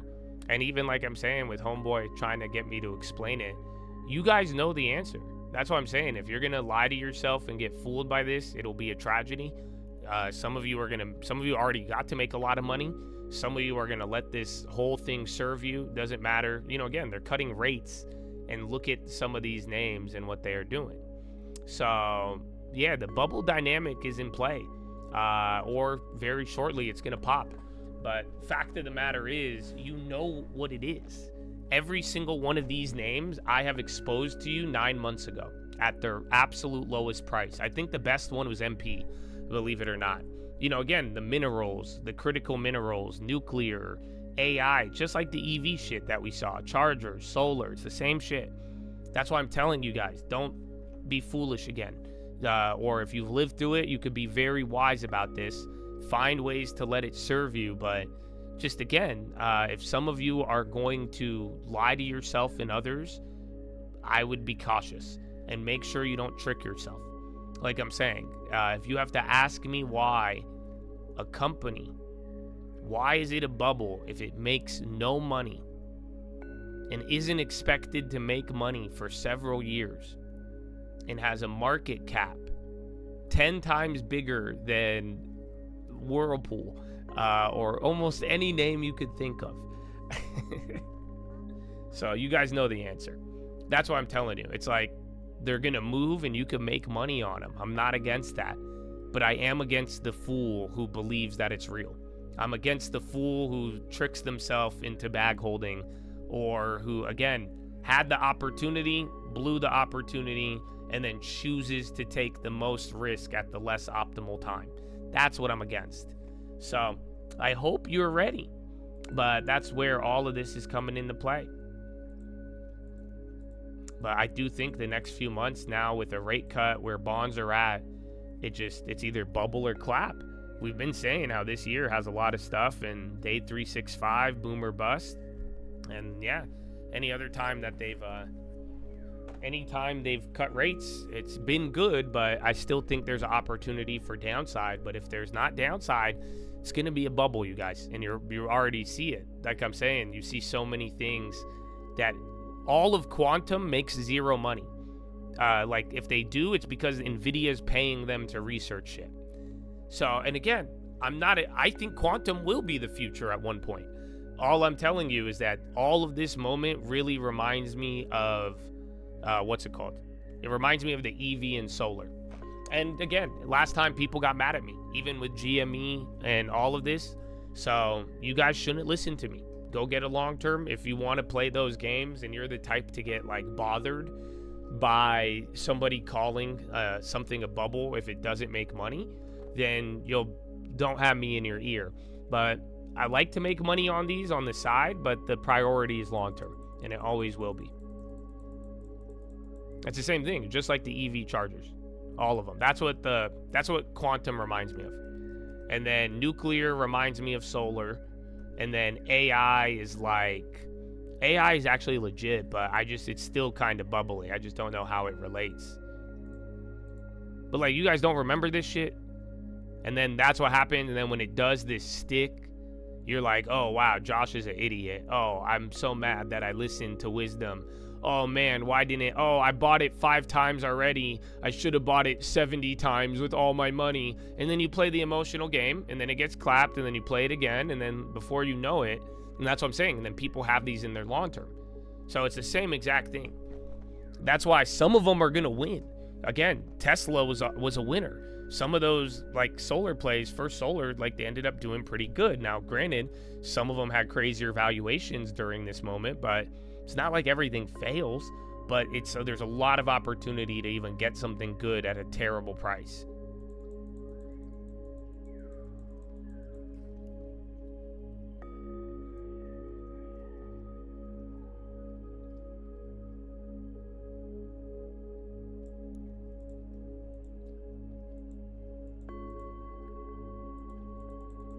The 3D printer, I would agree with you if I wasn't seeing what AI was doing, and then the whole AGI thing.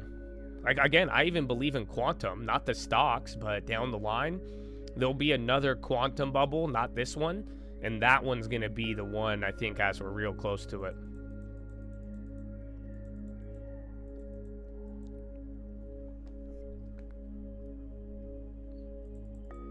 If AI is real and AI is the base case for nuclear, wouldn't that be close? It would be, but the problem is the future. Like I said, you picked the right thing, but you picked an awful time.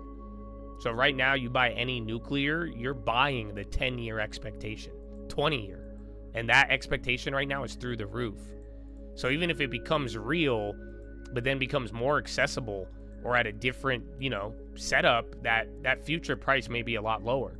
And then it's going to level out like electricity and everything else did. And then you're going to know where the value and price is at. But just like when people bought really high to protect against inflation, you could pick the right thing, but if you buy it at the wrong time with too high of a future value, living in fucking front run land, which we do live in, that could destroy you, or that could hurt you, would set you back even if you have the right one. So again, nuclear is necessary for AI. Just what started this run, though, this was all of the government investment. Like I'm saying, just like the ESG, just like solar, just like the chargers. So I think there's different dynamics to this one, but when you step out broadly from the time frame, when it's playing out, how it's playing out, this is almost exactly like the EV chargers and ESG solar shit from Biden. That's what it reminds me of. And again, you guys all got to live through it. Some of you made a lot of money. Some of you ended up bag holding. So use that as a nice template to help guide you. If you bought nuclear close to the low, like I'm saying, we made a lot of plays early, made them free, options hit. If you bought it in the long term, I hope you decide, because I said it on the video yesterday. If you bought it in the long term, hold it for 10 years minimum. That's why you bought it for the long term. And if you bought it really low and it becomes a bubble and it's in your long term, the way you benefit is by holding it for a long time. But I wouldn't be chasing throwing it in your long term at these high prices. But if you bought it believing in 10 years before the bubble you bought it, and you believe for 10 years, I would continue to believe for 10 years. I would not break the rules. So do you guys get what I'm telling you? I want you to use what you went through to be able to perform better. And this time, don't let your long-term suffer for it. Don't bring your long-term into it. And if you have it in the long term, brother, you better still follow the rules. And that will save you. Bonds getting a bid. All right, and SPY's coming back up. Everything green now. Russell and NASDAQ went green on that. You have a new all-time high, 8 points above the last one. Jeez. So, yeah, you were just above there, and then whoop.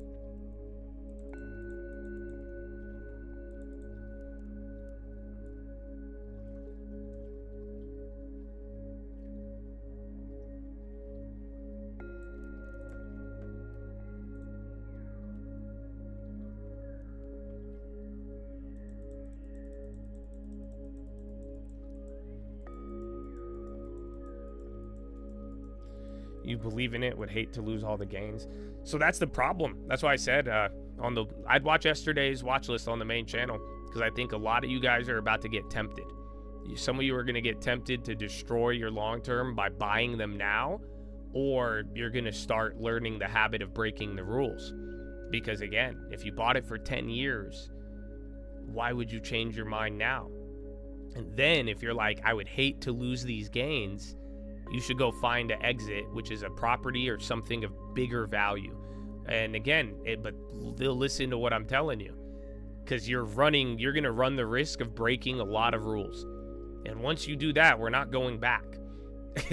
Just ask anybody who has broken the long-term rules. It just, it ends up leading to one rule leads to the next. And before you know it, we go from principle to now our long-term got us here, but then we're operating emotionally. So like I'm saying, the last mania, I watched this happen with a lot of chads. That's how do you think so many people miss the meta, the Netflix, it wasn't even a rebuild.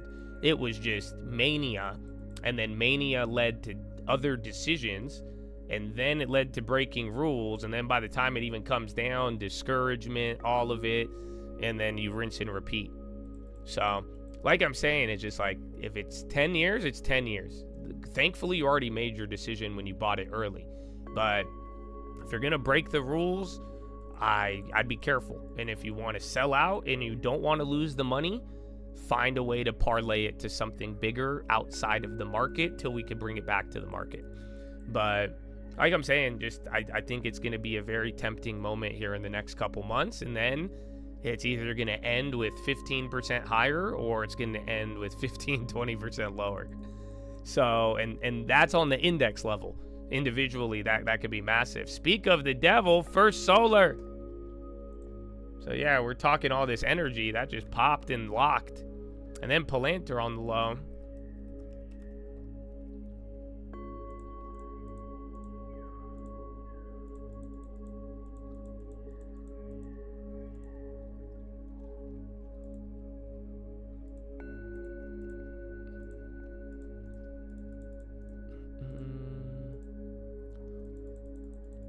Well, that's good. Don't flex your plays. I wish you hold them. I'm banning, but you have time on options. That's fine.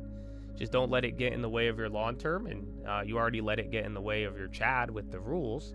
So, but either way, I'm not against that. I played options on all of them, and I played them really early. I made a lot, but I could have made more, but I'm not gonna keep playing that with myself. And then it hasn't even gotten anywhere near my long term, which I'm grateful for. Because we're still doing very, very well with that. And then we know it'll last. That's why I'm excited about this year, because we got good performance. You compare it to hype plays, it doesn't look like it looks like we underperformed if you compare it to a Oklo. But compare it to the biggest investors in the world, we're number one.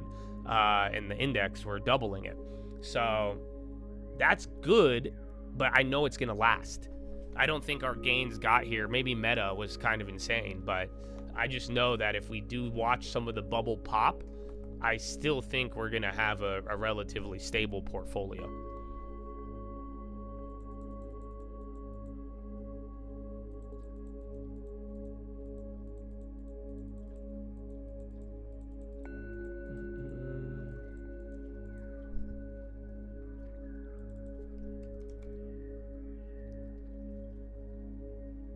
You can't buy real estate. I don't know how much you're dealing with, but you can always buy a cheap rental or whatever. Or again, if you're telling me there's no option, then I'd be prepared to hold that for another 7 years or 8 years. So, and that's the dilemma. Again, you don't have to listen to me. You guys do whatever you want, but that's what sucks about the mania, because then you get in these unnormal, unnatural situations where we're having these discussions, and it's highly emotional. Because if it rips up and you miss out, you're going to get mad. If you sell out and it goes up, you're going to get mad. If it goes down and you're still holding, you're going to get mad. If you coulda, shoulda, woulda, you're going to get mad. It's highly emotional. And that's the part I hate about all of it, because it's so easy without it. Toast, I see it. Yeah, Toast is dying. And 4. Yo, it's something with payments. No. Check out 4 as well, too, because that one's dropping. That one's down 1-1. Toast is already down 3. Something in the payment land. Powell is speaking tomorrow. The 4 options are terrible.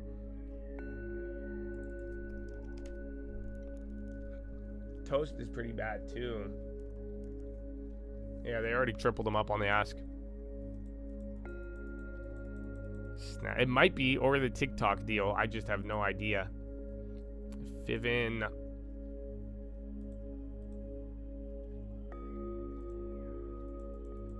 Four is Loco. Maybe Square. See if it moves. They're not reacting. Maybe check in Affirm. There's MP. No, just 4 and Toast. But yeah, Square has overlap into 4 and Toast Industries.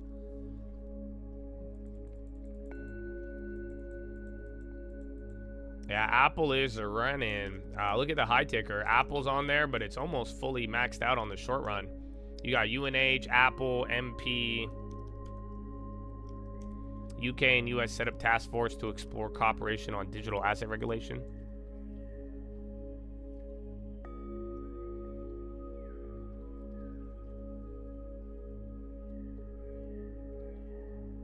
Yeah, I would follow the rules.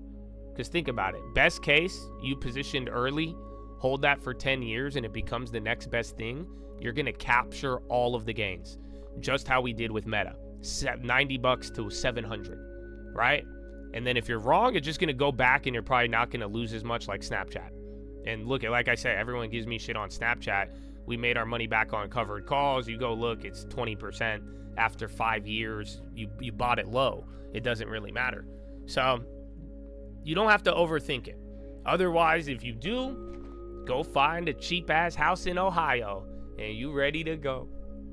But that's the easy way. That's the thing, is that people get too fucking emotional about this. People can't handle that. If you're not a mature person, you're like, I could have had $1 million. I could have had this. I could have had that. And then you start fucking imploding. But like I'm telling you, you hold it. If fucking you're right and you already got in early, hold that shit for 10 years, you're going to get rewarded with all of it. That's a life changer. And then if not, it just comes back, and then everything else, the other 90% of your portfolio should work. So that's at the core of it. It's not that bad, but that does depend on your financial maturity and like emotional regulation. And if, as long as you could accept that and think about it now, then you have nothing to worry about.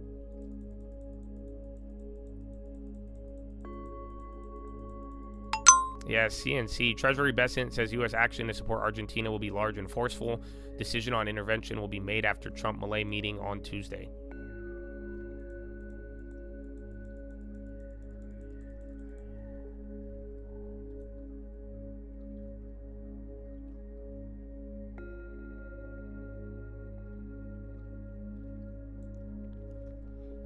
You thought about getting it done. Your husband doesn't want to deal with it. He's better at making investments than you are.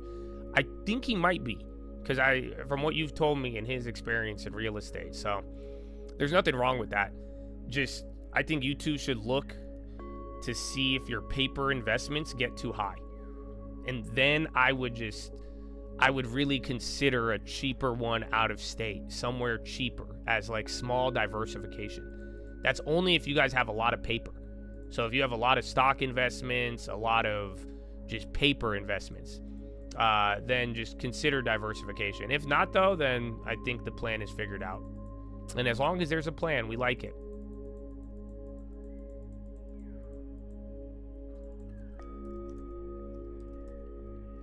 UPS, I do like, and Target, and Tap. And Lulu and Nike keep coming up now.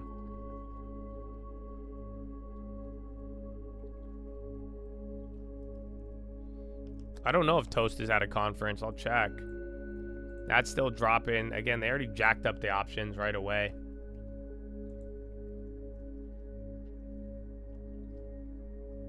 No, they are not at a conference. They were on September 9th, but no. MOJD, so it's value and then China plays. Starbucks on the high. It's weird. American like consumer and food plays are popping up today. So some more than others, but yeah, we've seen a lot of them go up. Pizza. Analogous, NFE, energy, and then SPY's kind of topping out. Quarter on the NASDAQ, 0.15 on SPY, 0.1 on Dow, 0.04 on Russell. So it looks like a nice day intraday, but half of it, most of it was a gap down. Bubba John.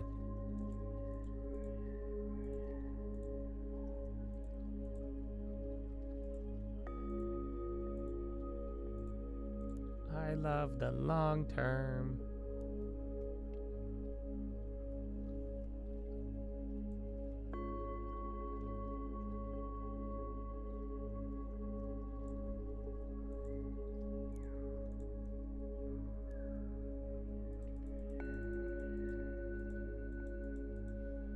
What do you think they have to do to turn things around? Well, I think to turn things around, they don't really need to. They're not doing bad. I mean, you have to realize people sold the stock down 40% on like, we're talking like 5% down from growing numbers.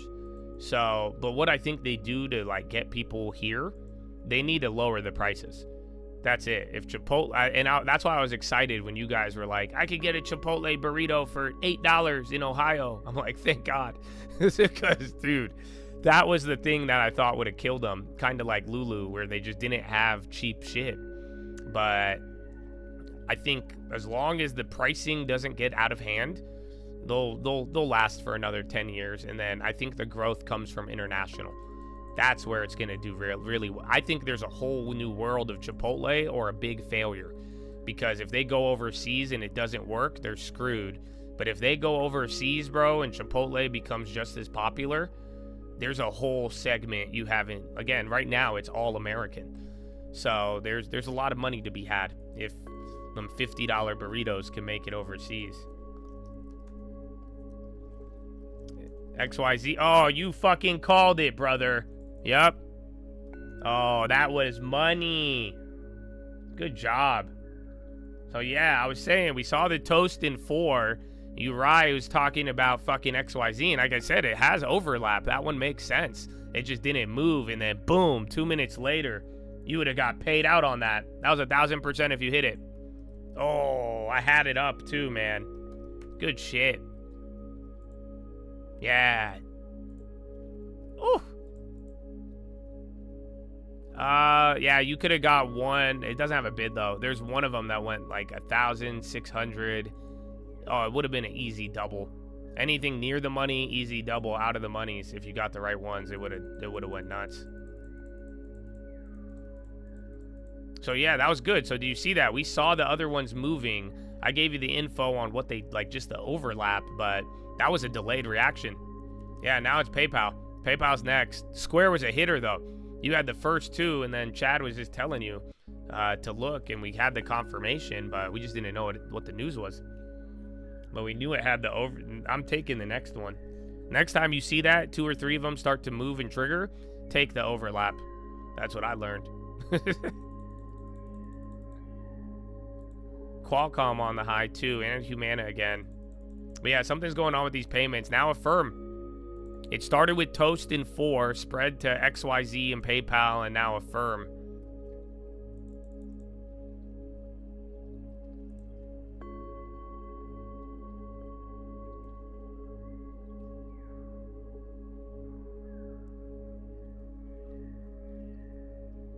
It had zero volume. That's why you would have killed it. Because the other the premiums just didn't adjust, and then the stock moved.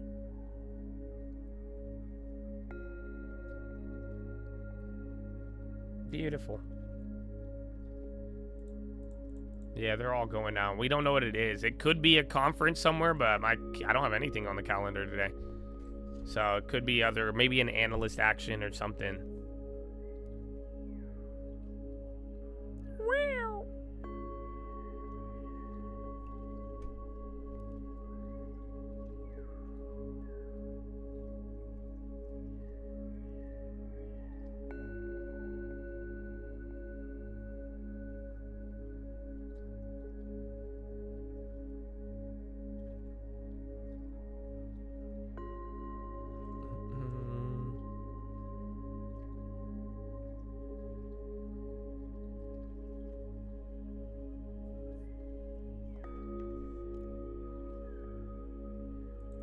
Yeah, last month though it was the conference, September 9th. That's where Toast came out. I remember we hit it.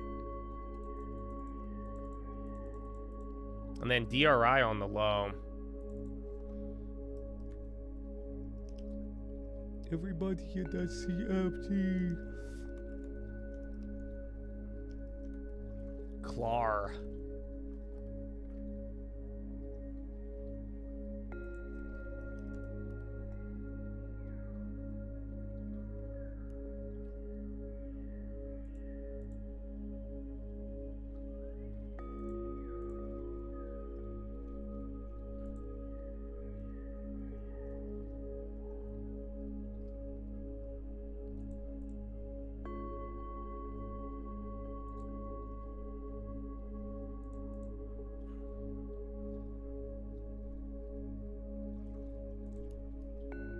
ACHC, why does that look familiar? Oh, Acadia.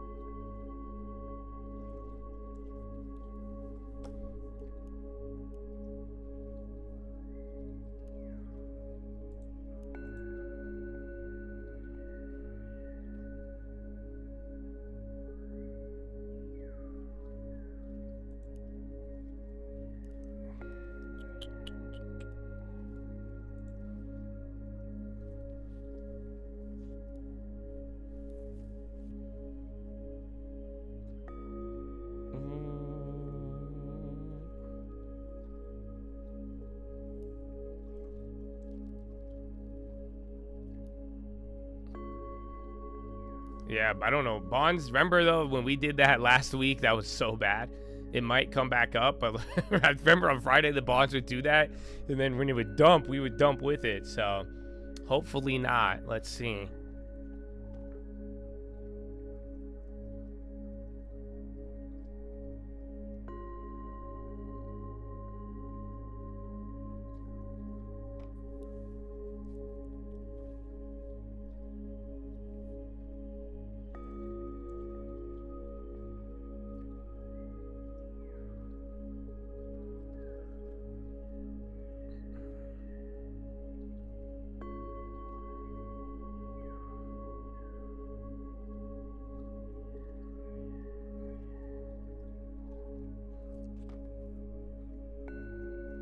UWMC.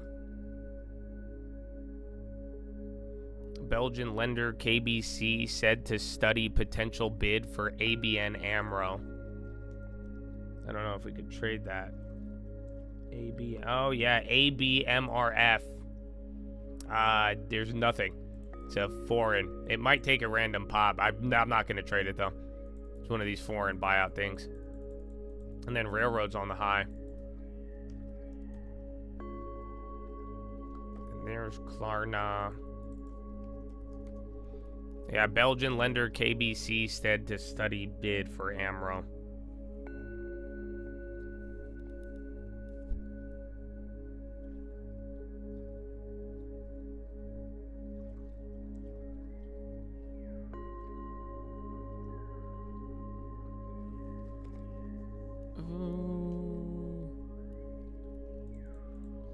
Oracle.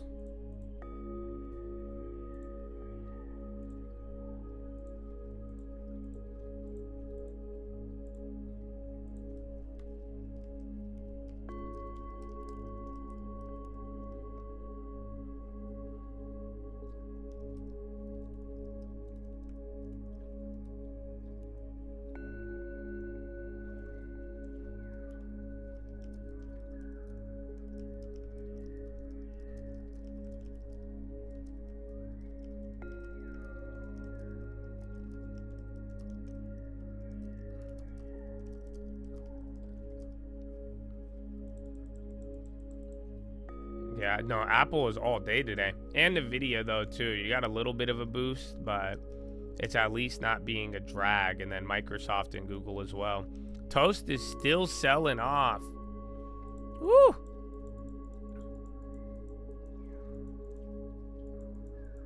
If a company does an offering and people buy calls, does the hedging by the market maker force them to buy shares of the offering?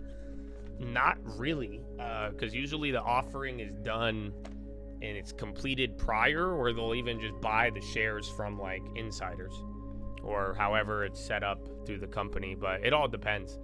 But usually no, I would say. And then Oracle still going, and then get ready though, a couple of other things. Still the same dynamic from the morning. Everything's green now. It's a bigger day, but if you count the gap down, it looks like you didn't move much, but you really did. Okay, shitty oracles popped up.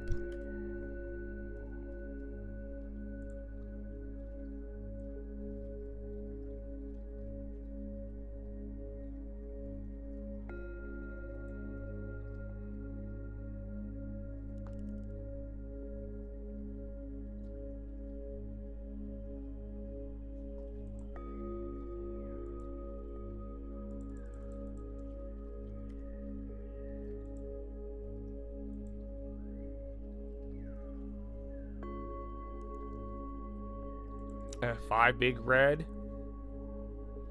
Euro, is that another payment? Yeah, Fiserv. All of them are dying. That's another payment one now. That kind of moved with PayPal and Square, but now it's 1.8. F5.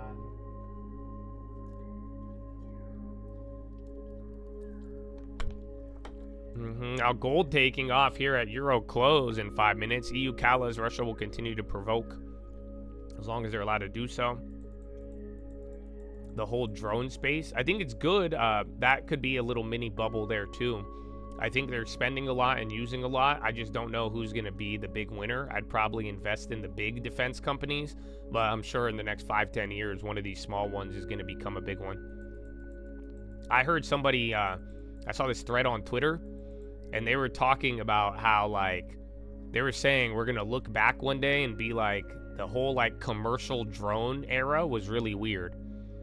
Because they're like, no way you have a bunch of people flying around, like, hobbying these, like, war equipment. But pretty much a lot of people are hyping up the war side of drones, and they're saying that's the next level we're getting into. I talked about it with you guys before, but people are talking to the point where they're like, now it's just like, we're gonna look back at it and think it's weird that, like, consumers and citizens were just piloting these things.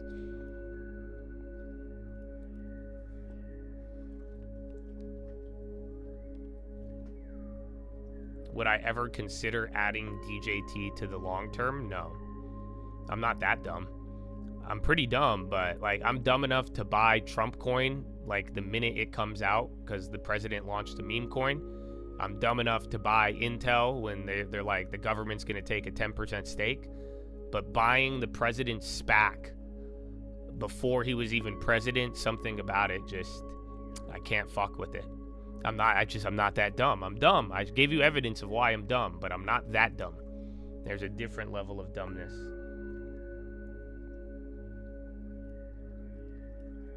Apple again.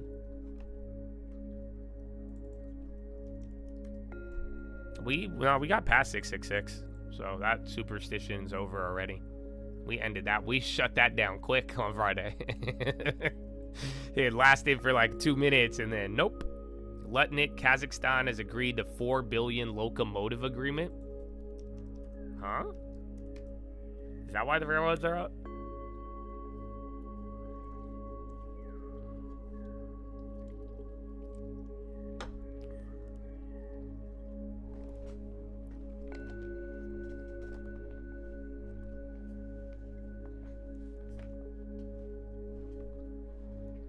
Bassant, Abbott, BHF. Oh, Bright House. Remember, we saw this on Friday. It's doing it again. BHF. There's none of the cheap ones again, though. They got rid of all the Septembers. That's why. So remember the one on Friday. Remember this one that we were able to snake. Again, that they actually fucked me over. So you guys see it? I retweeted it. They posted the order that I was supposed to get, but they didn't give it to me. So somebody got it, but it was supposed to be mine. But I think the market maker, they've been patching my snakes. They thought they patched it a couple years ago. But yeah, but that one, now there's no shitty options. You can't get anything there. But that is popping. Again, it was buyout rumor on Friday.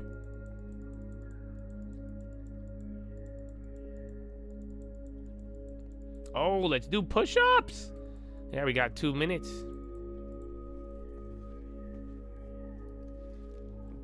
Dude, I think we fucked over Don Lemon, bro. I think homeboy was going through like a midlife crisis. I think he turned on the stream and started like, I fucked the guy's life up, I feel like. Cause like, have you seen his interviews? He's like going through like a weird midlife crisis where like he wants to be young and then he wants to be like dude, the guy got $50 million CNN contracts and he is like walking around trying to piss people off by doing like little street interviews and like trigger them.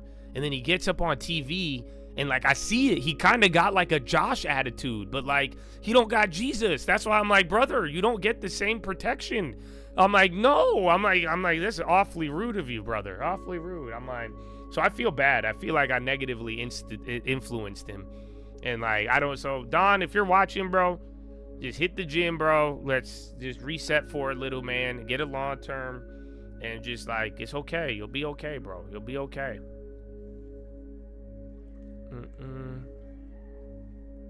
Would you ever welcome him to the cult if he came on the daily and lined up with the cult? If he wasn't promoting nonsense and if he's not lying to people, why wouldn't I? I will accept anybody. The man is always worth saving. But I will also call you out on your bullshit. And that man does a lot of bullshit. He knows a lot of the stuff he says is false. He knows he does. He just wants entertainment. He just needs a career. He already's been blessed too. That's the crazy part. But yeah, so I would why wouldn't I? Why wouldn't I? But I don't think he wants to. I think they want to steal, pillage, hurt people, not think about for what? For what too? He already had a 10-year run at it. Ooh. BGX.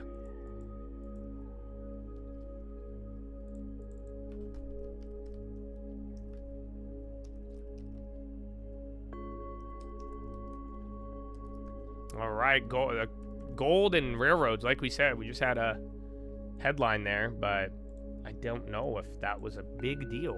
But railroads have been going up all day.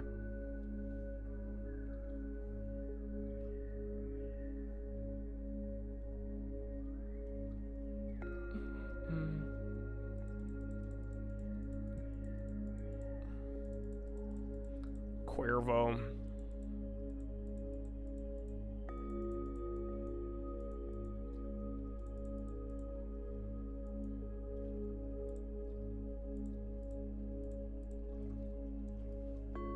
Autodesk. Dude, those fucking railroads. It sucks because they're like moving up, but it's already at the high in the melt up, so it's harder to extract some. And remember, dude, that China stuff on Friday, we should have took Apple. That's up another 4%. Apple did the same thing on Friday.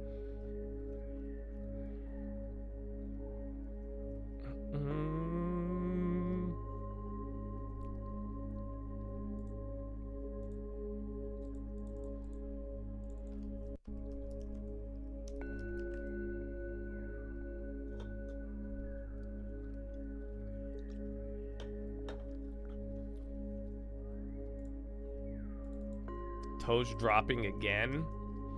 Ay, ay, ay. Well, watch all of them. Fiserv, PayPal, Square. It's only, honestly, it's only Toast now that's down. The other ones came up.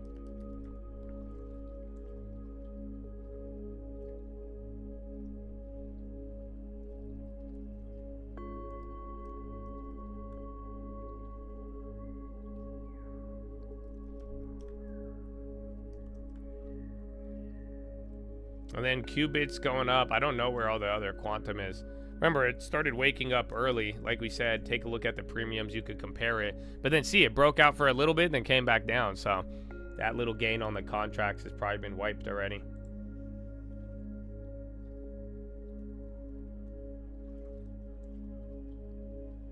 Disney. Where is Disney?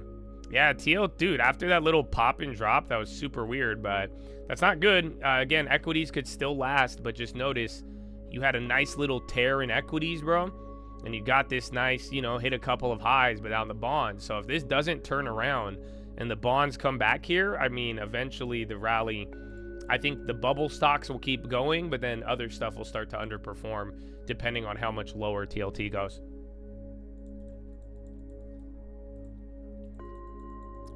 There's not a lot of fear.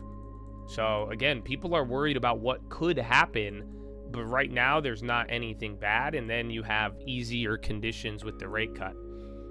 That's what I was saying. Like, literally a sign of your bubble is going to be asset prices melting up, even though the bond yields are high. That's kind of a good indication you're in a bubble where rates are just rallying and you're like, wait a minute, and then everything underperforms, but then certain pockets of the market just keep 10xing.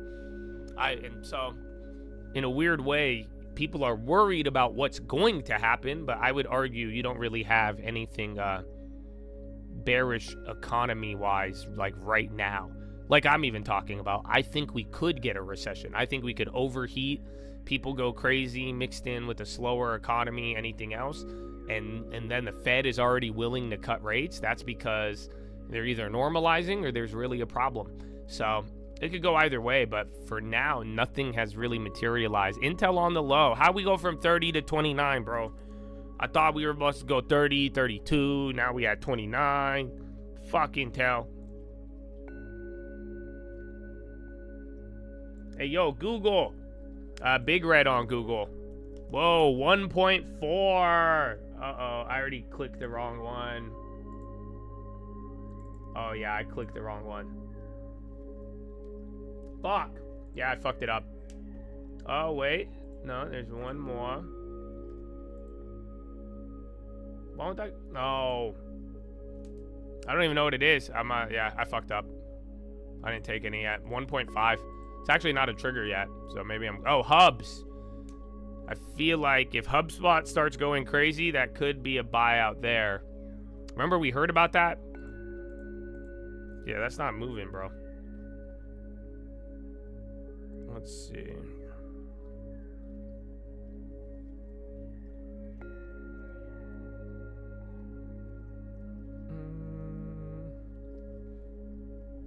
Yeah, I didn't get a Google.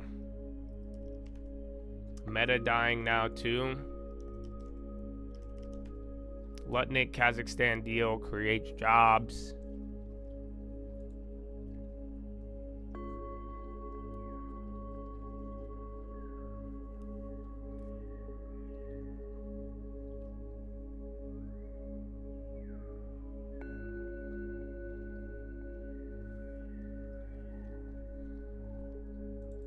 Amazon. All right, I thought it would be Hubs because that went up and Google's down. Remember, didn't Google want to buy them?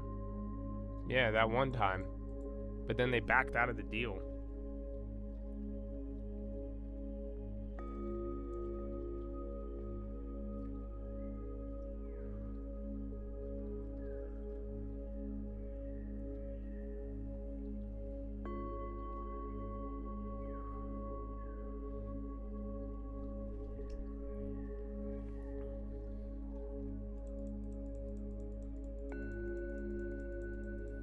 I did see H-1B visa stuff.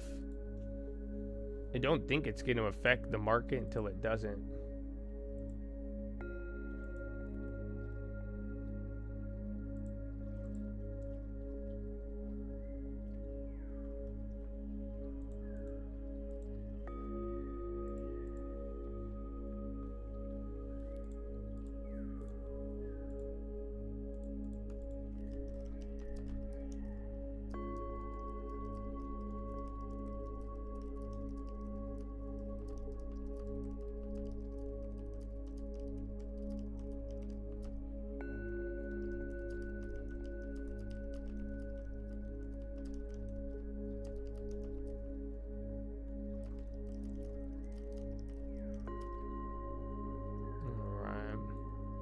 I'm saying here, I'd watch the HubSpot. I don't know what's gonna happen. I don't know what the deal is, but if we keep watching these like little weird, if you keep watching like Google sell off and this thing kind of holds up, I think that could be interesting. Because again, they were a buyout target, and then Google said no. This was like a year or two ago, or not even like 6 months, or I think like 6 months to 2 years ago. And then Hims popping now, kind of a big candle up. Hims, I be talking about Hims, talking about Hims. Okay.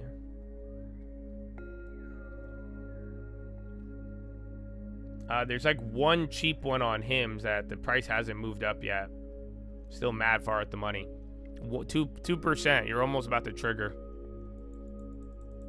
Yeah, a lot of M&A, especially again, ended the year into next too. You might get more, especially if we get a change at the FTC or something. And then now Rigetti, Oklo, some of the more bubbly plays are waking a Rooney, Chattadooney.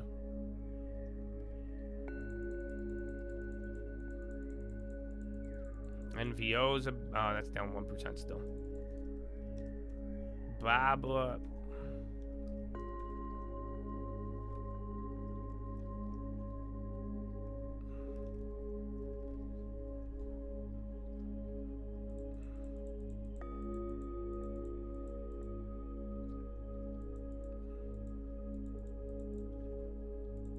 RBB.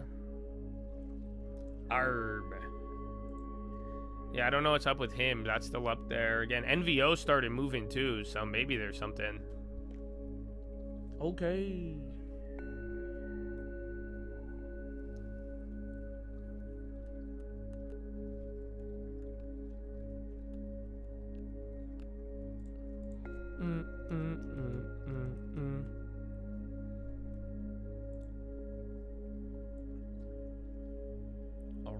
Oracle.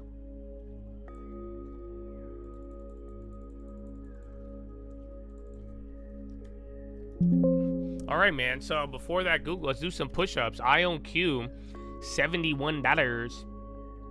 That one's running up. What was the other one? Hubs.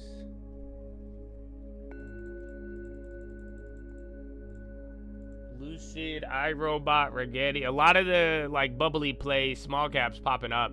Look at the high ticker, just smaller names.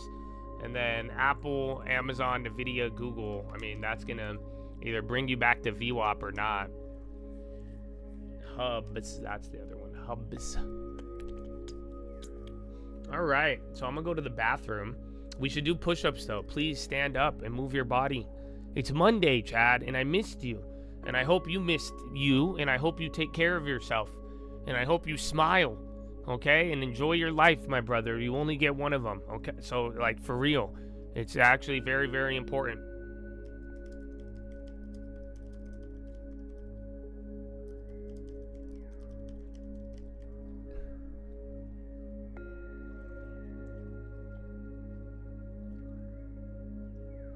Okay, this is the video I wanted to show you. So this was like 4 or 5 years ago when the Meet Kevins and the Graham Steffens of the world were lying to you guys. So I'm gonna use this as my push-up and bathroom break. That's kind of crazy. And today we need to talk about why everybody is lying about real estate. Everywhere I look, I keep hearing real estate bubble. Yes, you are seeing the prices go up. You're hearing about all these bidding wars, but there's a lot of doom and gloom around it. You've just seen Bitcoin go down. You've seen what's happened with tech stocks, but a lot of people are saying, hey, real estate, this is a bubble. It's unsustainable. Wait till the forbearances come. They're talking about commercial real estate dropping, all of this stuff, but I would rather let history be a teacher. And if you guys watched last weekend's video about inflation and what happened since the 70s, you will notice a very specific trend here with real estate. Come on, isn't that wild to think about? This is 4 or 5 years ago, and I'm reminding again, we didn't know what was gonna happen, and I'm telling you about inflation. Oh, I don't feel me, bro. They don't feel me, bro. And why I'm bringing this up, because we are going through the same thing here today, and I don't want people to miss out on these opportunities. Now, I'm not saying go and overbid on everything. Obviously, you have to do your research, and even with the conclusion of this video I'm gonna give you, the biggest thing to understand here is that you really notice the effects in about 5 to 10 year periods. So real estate is a long-term investment. Yes, there is an opportunity to flip. I will probably even make another video here because I'm gonna go look at some flip properties today, and I want to see if I could show you it, but I wanted to get this out here first. But as long as you put yourself in a position to hold property for 5 to 10 years, you will be very, very good. Even around, I think 2007 or 2000, they said it, real estate is a escalator to wealth. I mean, this is a good thing to be getting here, especially when you see what's going on. So I want to make sure you guys know what's going on, but I really want you to see what happened in the real estate market before and the similarities we're seeing here today. The number one thing I want to get right off the bat here is pricing in. This is the phenomena that you hear about a lot. When you see the price of something go up and then you kind of find the reason, you're like, oh yeah, okay, this is going to be a good investment because of this reason. Where this really happens in the stock market is Christmas. This is like the Santa Claus rally. So pretty much everybody, when they first get into stocks, they're like, oh yeah, well, companies are going to sell a lot on Christmas because people buy gifts. That's the logic, that's the idea, and then people use that to buy this stock. Now, what the unsophisticated investor is usually not aware of is that they're not the only person who believes that. And really what tends to happen in the stock market, the people getting ready for Christmas and New Year's, they started buying the stock in September and October, pricing that in. So if you want to buy it a week before Christmas, 2 weeks before Christmas, chances are it's priced in. Now, that is what's happening with real estate. What I'm trying to say with this is that I am not the only person who's known this and has known this. If you see what's going on, a lot of people are buying real estate for a reason. So when you see these bidding wars and you see people willing to pay this much for houses, you really have to ask yourself why. The point is, most people are seeing what's going on and they're willing to pay this because they're pricing something in. Now, in that same logic, this is also what you got to be careful of when it comes to buying real estate or looking at it, because you don't want that future gains priced in too high. However, like I said, if you're planning to hold this house for even beyond 1 or 2 years, you will see why that's not really the case. And this is why I'm trying to say here, it seems like a lot of people are talking down on real estate and all of this, but a lot of the underlying factors are all pointing to real estate being very, very good in the next 10, 15 years without any stopping in between. So do not be fooled when you are seeing a massive amount of activity and you're seeing people paying a certain price for these properties. They're doing it for a reason. And now on top of all of this, you have a unique situation with real estate. I don't know. This time, I feel like it's 3 minutes in already and I made the video, but I feel like I've already learned a lot for today. Isn't that wild? This is 5 years ago. So I'm telling you guys this shit in the moment. And that's why somebody asked me today about real estate. They saw a bunch of real estate videos. So I haven't been looking like the same way. Just I remember back then it was a lot more active. But like I'm telling y'all, I mean, I think this is a good video, bro. Especially at the time this came. Y'all played me. You know that? Some of y'all really played me. I'm gonna be real. Because this video, I talk a little fast. But I think it's easy to understand. I already know what I'm about to go over. But I'm like, dude, y'all played me. You know that? Are you fucking kidding me? So, to be able to tell you that shit in the moment, do you realize the rates? Oh. So yeah, y'all, I hope you use the info this time around, but even then, that's what sucks, because I think we put out a lot of good information and then you don't get as, it's not as encouraging when you see, again, so many people faded it at the right time, and then now you'll see how they approach you with it. But you guys need to get real estate, man, and just be wise. And that's why I'm telling y'all, just get off the fucking internet too. And you know, there's a real world out there and it's very different. And although you could learn a lot about money online, and I've shared a lot, that like applying it to the real world and bringing it to real life, that's the big difficulty. And just, if you're listening to too much shit, bro, like I'm saying, there's a lot of information out there, but if you don't have the practical experience in it, you're really gonna, you could hurt yourself. And that's what I'm saying. Like, this was 5 years ago. Yeah, it's about to be 5 years, 4 years, technically. But it's just like a lot has changed. And think about making some of those moves back then, and it was very uncertain. things were different, but it was very similar to, and everyone's telling you it's gonna crash. They're telling you Joe Biden. It's the same exact thing. It's, you know, there's a lot of stuff going on, but at the end of the day, like, you're gonna need to live, and you're, God willing, you're gonna make it this far. So I would think about housing.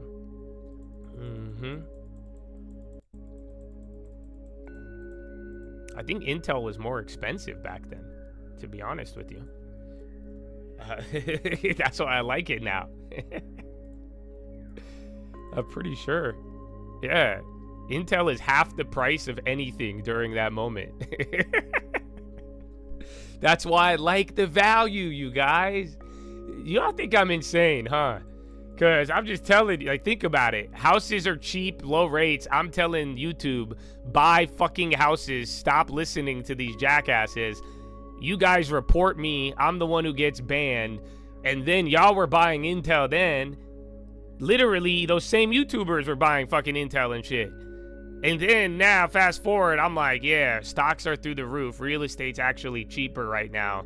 And then buy the cheap stocks now. So yeah, I don't know, man. I don't know. So either way, use your time to your advantage. And whatever you... that's why I said in the video on yesterday, like, y'all think you missed something. You didn't miss shit. Praise God. You know that? The Lord is with you, brother.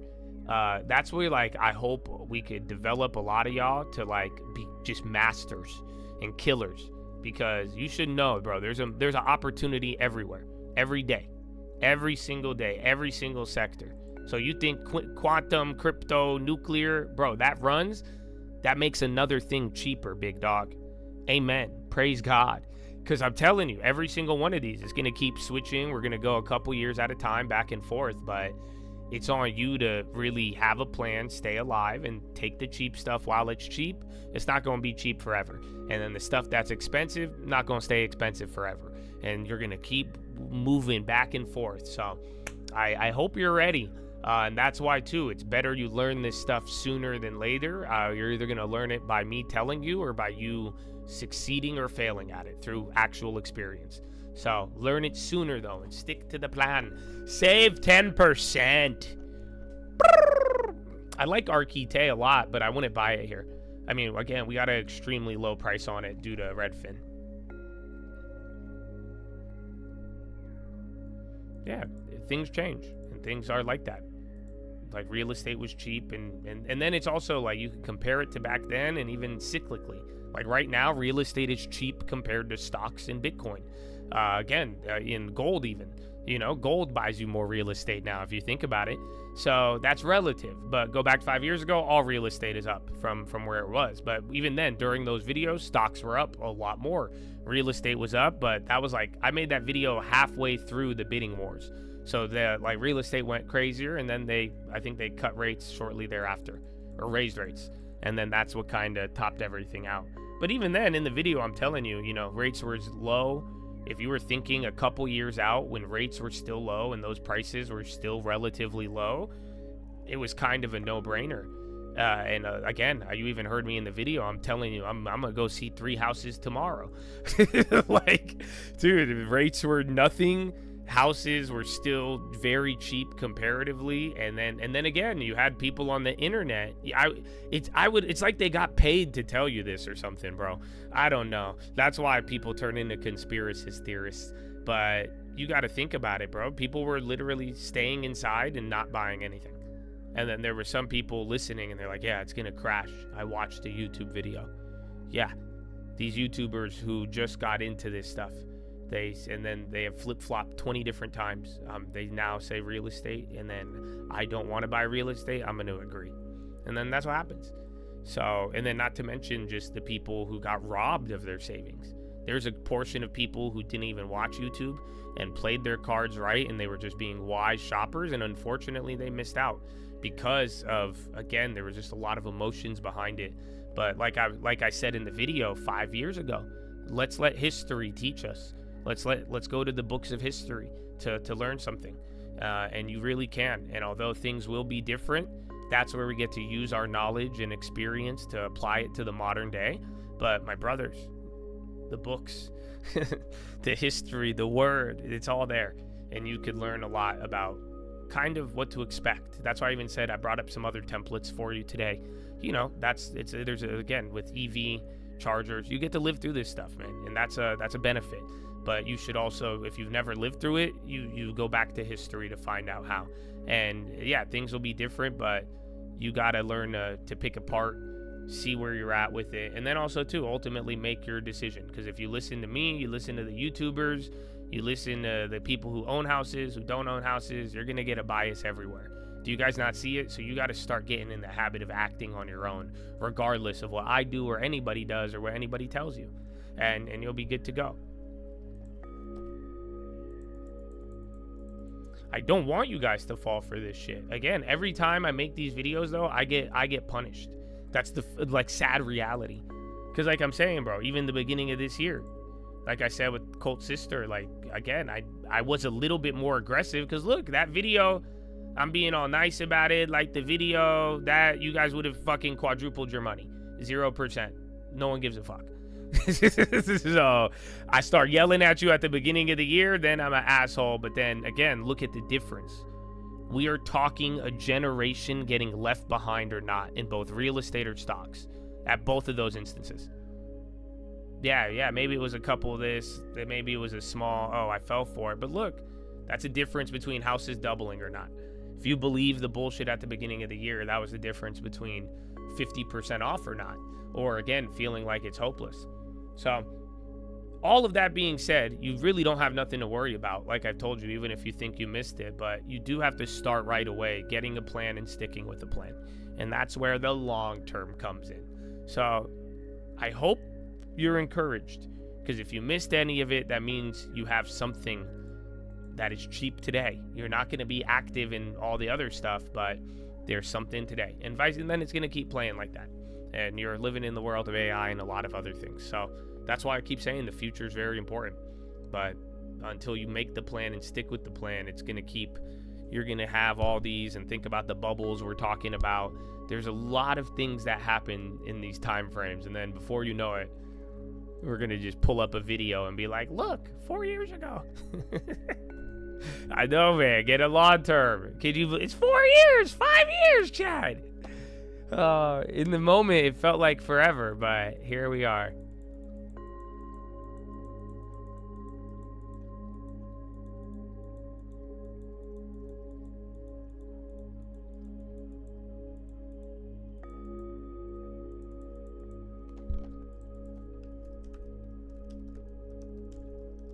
Our airline, why is JetBlue up? Yeah, JetBlue popping, but every airline is down today, like 2 or 3%.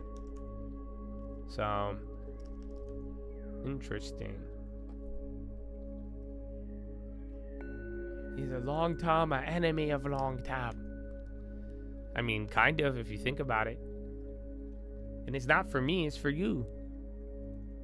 You are either helping your future or you are hurting it. Okay, one crew.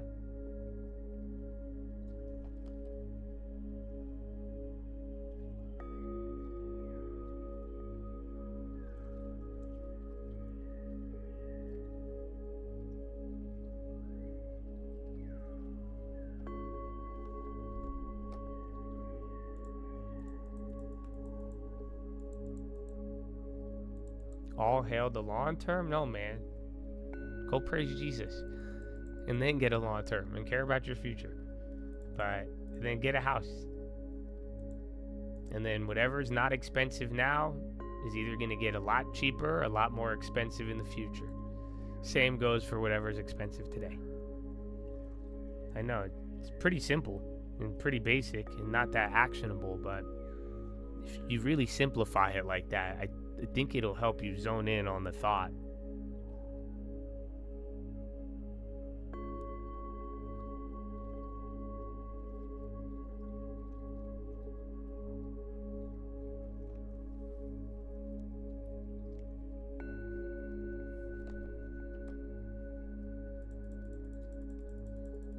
Will gold move up if the SPY, if we get a pullback? I mean, if you get more rate cuts, I think gold will keep going up.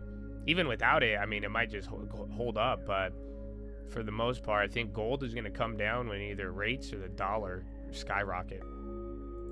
But at this point, if rates go up, if long rates are going up with short rates going down, gold is going to go up.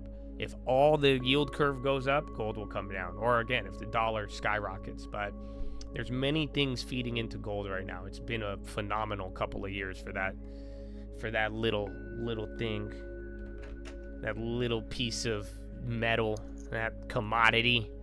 So fucking. Oh! Ow! I think I injured myself.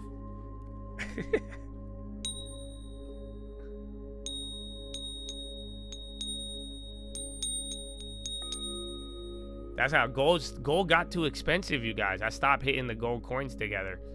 Right when it went past like 2,500 or something, I'm like, damn, I'm gonna start losing money on everything.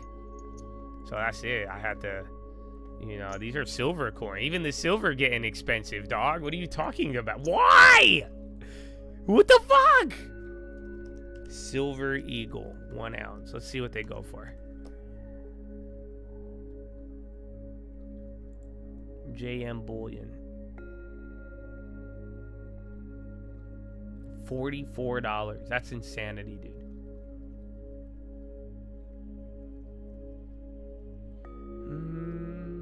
Why half ounce? Let's go eBay. Oh yeah.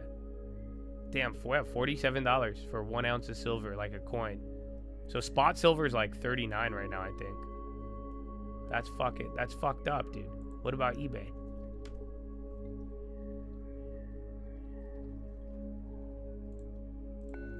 Well, the silver is still cheap, bro. Because, man, that gold, 3,700 an ounce, bro. We can't afford them flakes, them ding-ding flakes. You know what I'm saying? Fuck all that, bro. Just have investment now. Damn, $53 on eBay. 49. Yeah.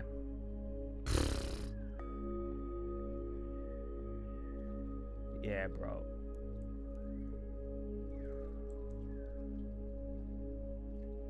$23. Yeah, it's like 32. $50. So that's what I'm dinging right here. These. They're $50? That's insane, dude. Oh no, mine are old, dude. Not no 2024s, bro. I'm rocking 2013s. You know that?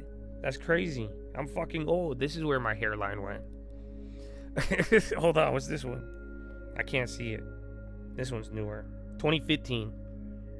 Yeah, I'm rocking 2013s and 2015s. That's these. But now they go for 50. I think they were like $12 a pop when I bought them. Yeah. But then remember, in my day, $12 got you a fucking burrito. Yeah, you need two $12 to get one burrito. Fucking, I did that. Wait, no. I blame the fucking, I blame. Hey, why are we kumbaya? Oh, my lord, kumbaya. The fuck? Anyways, I missed you guys. 9 months has been a long time. Ever since you guys are a lot more violent. I don't know why. Oh, no, you were violent too with me? Oh, shh. Keep it quiet. Good. Anyways.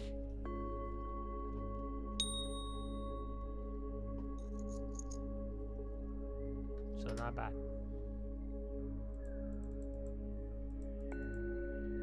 Kumbaya, my long term. Nvidia getting a candle right now. Hi. So Spy's trying to move up. You got Nike. I don't know if Apple's moving up with it, but yeah, Nvidia's getting a stick. Stick. It's been me and young Nvidia off the rip. That's the stock that put me in this shit.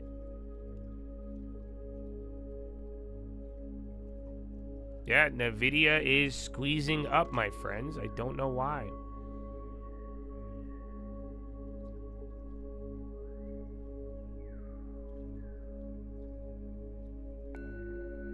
All right, printing the high ticker. Ain't nothing but a long train.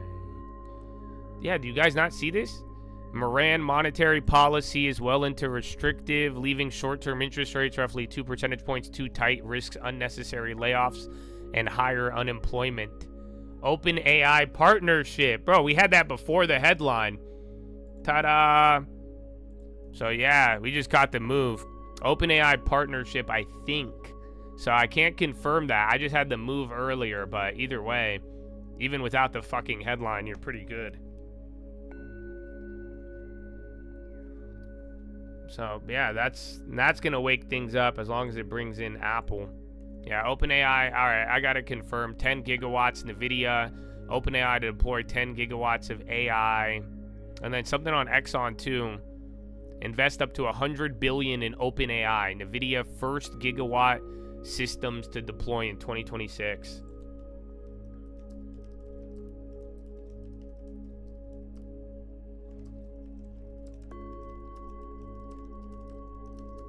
All right.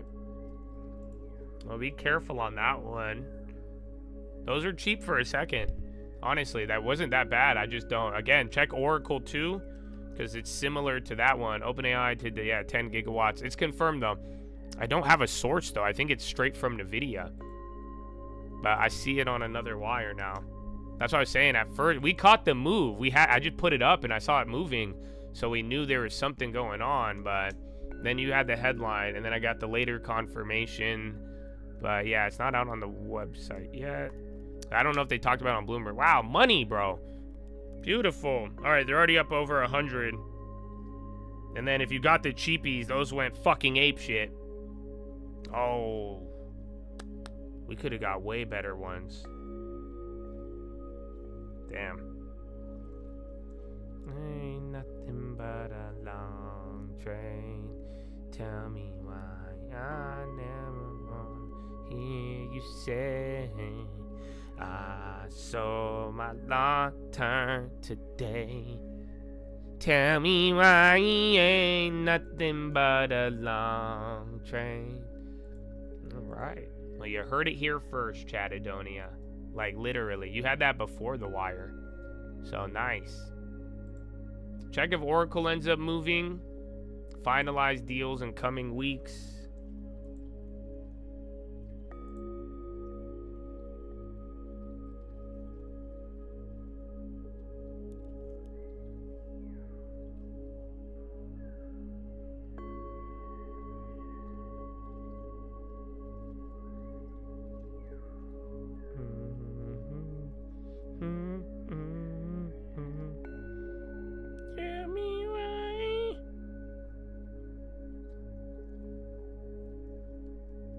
What's this?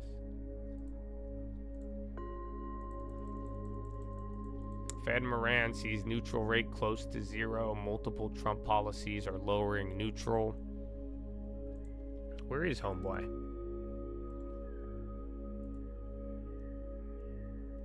Where's Fed Whitman? I'm gonna call him Fed Whitman from now on.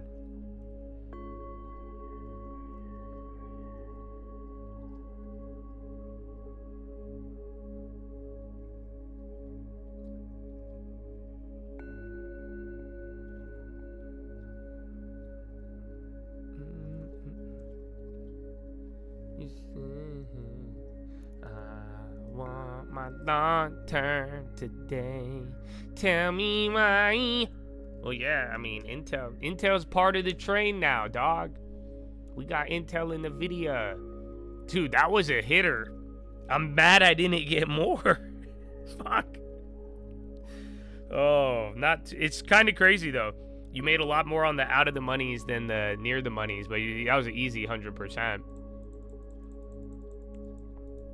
But do you guys see it? This is why it's bubbly. Every little headline is just gonna, and everybody's just gonna keep going crazy and then if they keep lowering rates, it's easier to go crazy until it pops with the fucking rates. So yeah, he's at Economic Club of New York. Fed Whitman. Tell me why ain't nothing but a long train. With fiscal support to the economy. This ain't fucking Fed Whitman. The pandemic, recession. Bullshit. Stephen Myron. Oh, I think they're introducing him. Those application speakers contributing. For those contributions, he received the Treasury's highest award for exceptional service.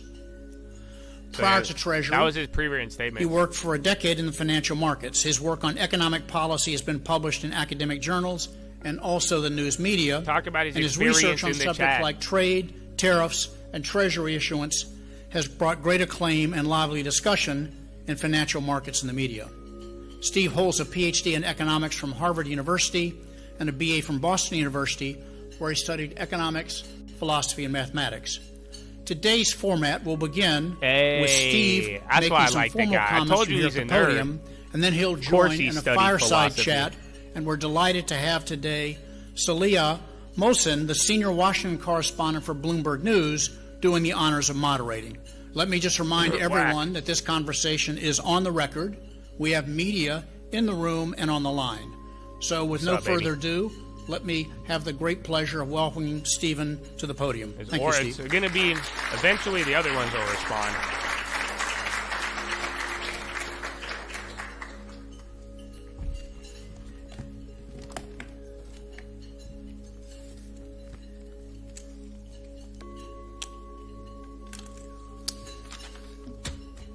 I'd like to thank the Economic Club of New York for the invitation to speak today. This is my first time speaking in my new capacity as a member of the Federal Reserve Board. As such, I would like to be transparent on my thinking. Subsequent to last week's meeting of the Federal Open Market Committee, it should be clear that my view of appropriate monetary policy diverges from those of other FOMC members. I view policy as very restrictive, believe it poses material risks to the Fed's employment mandate, and would like to explain why. There's no perfect means for determining appropriate monetary policy at any given time. That said, rules of a Taylor type are a useful way to gauge where the federal funds rate should be set based on the prevailing macroeconomic conditions. Now AMD, and then remember, Micron has earnings, but ARM and all the ones tied to it, Oracle. But I'm not slavishly devoted to them. The Taylor rule suggests policymakers ought to think about three key variables in determining the appropriate Fed funds rate: inflation, the neutral rate of interest, and the output gap. As one might expect, changes in inflation and employment, one way of framing the output gap, receive due attention from Fed officials. However, changes in the neutral rate, or the policy rate that would be neither expansionary nor contractionary when the economy is at full employment, are often, in my view, underappreciated. Some argue that leaving the neutral rate, which I refer to as R star, out of the conversation makes sense because it is unobservable and therefore highly uncertain. But so are potential growth and the natural rate of unemployment, yet they are frequently updated and discussed. Because many R star estimates are based on empirical models requiring a great deal of time series data, they can be backward-looking and slow to adjust. Moving too slowly to update a rapidly changing neutral rate raises the risk of policy mistakes. R star reflects the balance of saving and investment in an economy, and it evolves over time with demographics, productivity, fiscal policy, and other factors. It is my view that previously high immigration rates and large fiscally driven decreases in net national saving, both of which raised neutral rates, were insufficiently accounted for in previous estimates of neutral rates. Monetary policy was not as tight as many believed.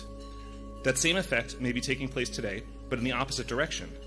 In my view, insufficiently accounting for the strong downward pressure on the neutral rate resulting from changes in border and fiscal policies is leading some to believe policy today is less restrictive than it actually is.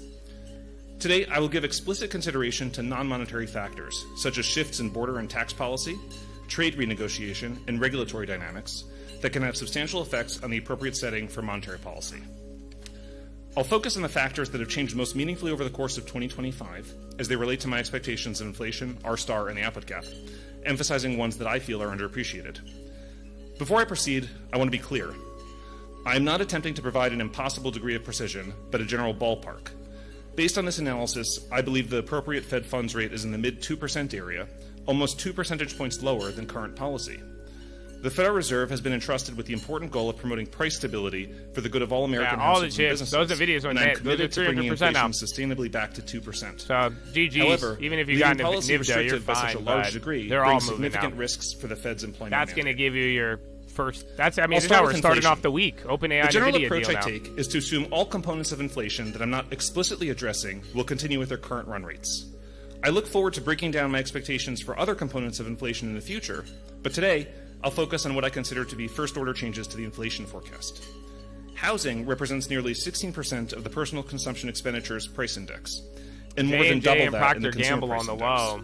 I don't know. We haven't got that Trump thing yet. It's highly influential for Americans' perception of and experience of the economy. Because measured inflation incorporates rental inflation with a lag, it has remained elevated above market rents for several years, infamously catching up. While an index of all tenant rents took time to incorporate the spike in new rents in 2021 and 2022, that gap subsequently closed, indicating the catch-up is complete. Now, new rent indices show this inflation is well below all tenant inflation, around 1% annualized. Rents for all tenants will fall toward this new rate as people moving or renewing leases sign at current market rates, and I expect CPI rent inflation will decline from its current level of roughly 3.5% to below 1.5% in 2027. This implies a roughly 0.3 percentage point decline in total PCE inflation. By 2028, I expect that effect to grow to a 0.4 percentage point decline. Per a Taylor rule, that works out to an appropriate Fed funds rate roughly half a percentage point lower than current shelter inflation would imply. One might characterize this view on rental inflation as optimistic. However, I believe forecasters have underappreciated the significant impact of immigration policy on Meta on doesn't benefit because NVIDIA next week, and now they're going to announce another contract. Work by Albert Sayez finds an and they're going to be like, OpenAI is giving us $100 billion. So what happened today, they're going to give OpenAI $100 billion. And then next week, OpenAI is going to give them $100 billion. So then that's why I don't think Meta has to give somebody money that they could get back. It's a long story, bro. Just fuck Oracle! This border policy has changed markedly, from effectively open borders to potentially negative net migration. Further, these effects may interact with a structurally aging population, which increases the supply of capital and reduces demand for investment. Yo, Broadcom. Indeed, analysis by Etienne Gagnon and others show that demographic changes may have already lowered the neutral rate by over 1 percentage point since 1980. Or they're losing off the U.S. population has grown by around 1% annually in recent years, driven in large part by illegal immigration. Already in the first half of this year, roughly 1.5 million of these immigrants have left the country, according to the current population survey, though this number may be an overestimate due to non-response issues. Assuming some overcounting, it is plausible to me that 2 million illegal immigrants will have exited the country by year-end, thereby reducing annual population growth from 1% to 0.4%. Based on estimates from both FISCA and Ho, a 1 percentage point drop in annual population growth can reduce R-star by 0.6 percentage point. So the expected decline in U.S. population growth equates to a nearly 0.4 percentage point drop in the neutral Fed funds rate. Labor market statistics and anecdotal evidence suggest border policy is exerting a major impact on the economy. While the effects would likely normalize over time, this reduced level of population growth is also consistent with zero net immigration in 2026 and 2027. It was just a few long years ago that there was widespread discussion about whether most developed countries would, due to declining fertility rates, converge to Japan's low interest rates without significant immigration. Those economic dynamics are still a force, albeit among many others. Additionally, trade renegotiation and tax legislation recently passed by the Congress should also affect R-star. I think of this primarily through the increase in national saving, that is, the net supply of loanable funds. With respect to tariffs, relatively small changes in some goods prices have led to what I view as unreasonable levels of concern. While my read of the elasticities and incidence theory is that exporting nations will have to lower their selling prices, I also believe tariffs will lead to substantial swings in net national saving. The Congressional Budget Office estimates that tariff revenue could reduce the federal budget deficit by over $380 billion per year over the coming decade. This is a significant swing in the supply-demand balance for loanable funds, as national borrowing declines by a comparable amount. A 1 percentage point change in the deficit to GDP ratio moves R-star by nearly 0.4 of a percentage point, according to the average of estimates summarized by Rachel and Summers. Thus, this 1.3% of GDP change in national saving reduces the neutral rate by half a percentage point. Tariffs are not the only means by which trade policy is affecting the supply of loanable funds. Loans and loan guarantees pledged by East Asian countries in exchange for relatively low tariff ceilings have reached $900 billion. These guarantees entail an additional exogenous increase in credit supply, which research suggests would be around 7%. Using Council of Economic Advisors' estimates of the interest elasticity of investment and Michael Boskin's interest elasticity of saving, This would further reduce neutral policy rates by around 0.2 of a percentage point. The large tax law passed this year also has a strong effect on national saving. There are, of course, other consequences of the tax law besides the increase in net national saving, but I'll discuss those later in the context of the output gap. Bro, the CEA calculates an increase in national saving of $3.8 trillion over the next 10 years, AI relative wave to the on your previous hands policy baseline, again, resulting from economic growth induced by tax policy. This represents roughly 1.3% of GDP, implying a half a percentage point and all the reduction other in R star materials, in the the appropriate SPY new policy high. rate through the Rachel Summers channel. Bro, we're about to go to 67. Indeed, the federal deficit in the second 66.82, and brother. third You fiscal might do quarters of this 67 year today. was nearly $140 billion With the video less still going. than in the comparable period last year. This is a small sample size, but indicative, in my opinion, of the direction of the deficit. On the other hand, the CEA estimates the tax law will generate annual investment increases of up to 10% in the next several years relative to the previous policy baseline. This should be associated with an increase in R star, and thus the appropriate Fed funds rate of around 0.3 of a point. Let me also note that while I'm relying partially on previous CEA research at the moment, I look forward to working more with board staff and their forecasts in the coming months. America's regulatory patchwork has become a material impediment to growth.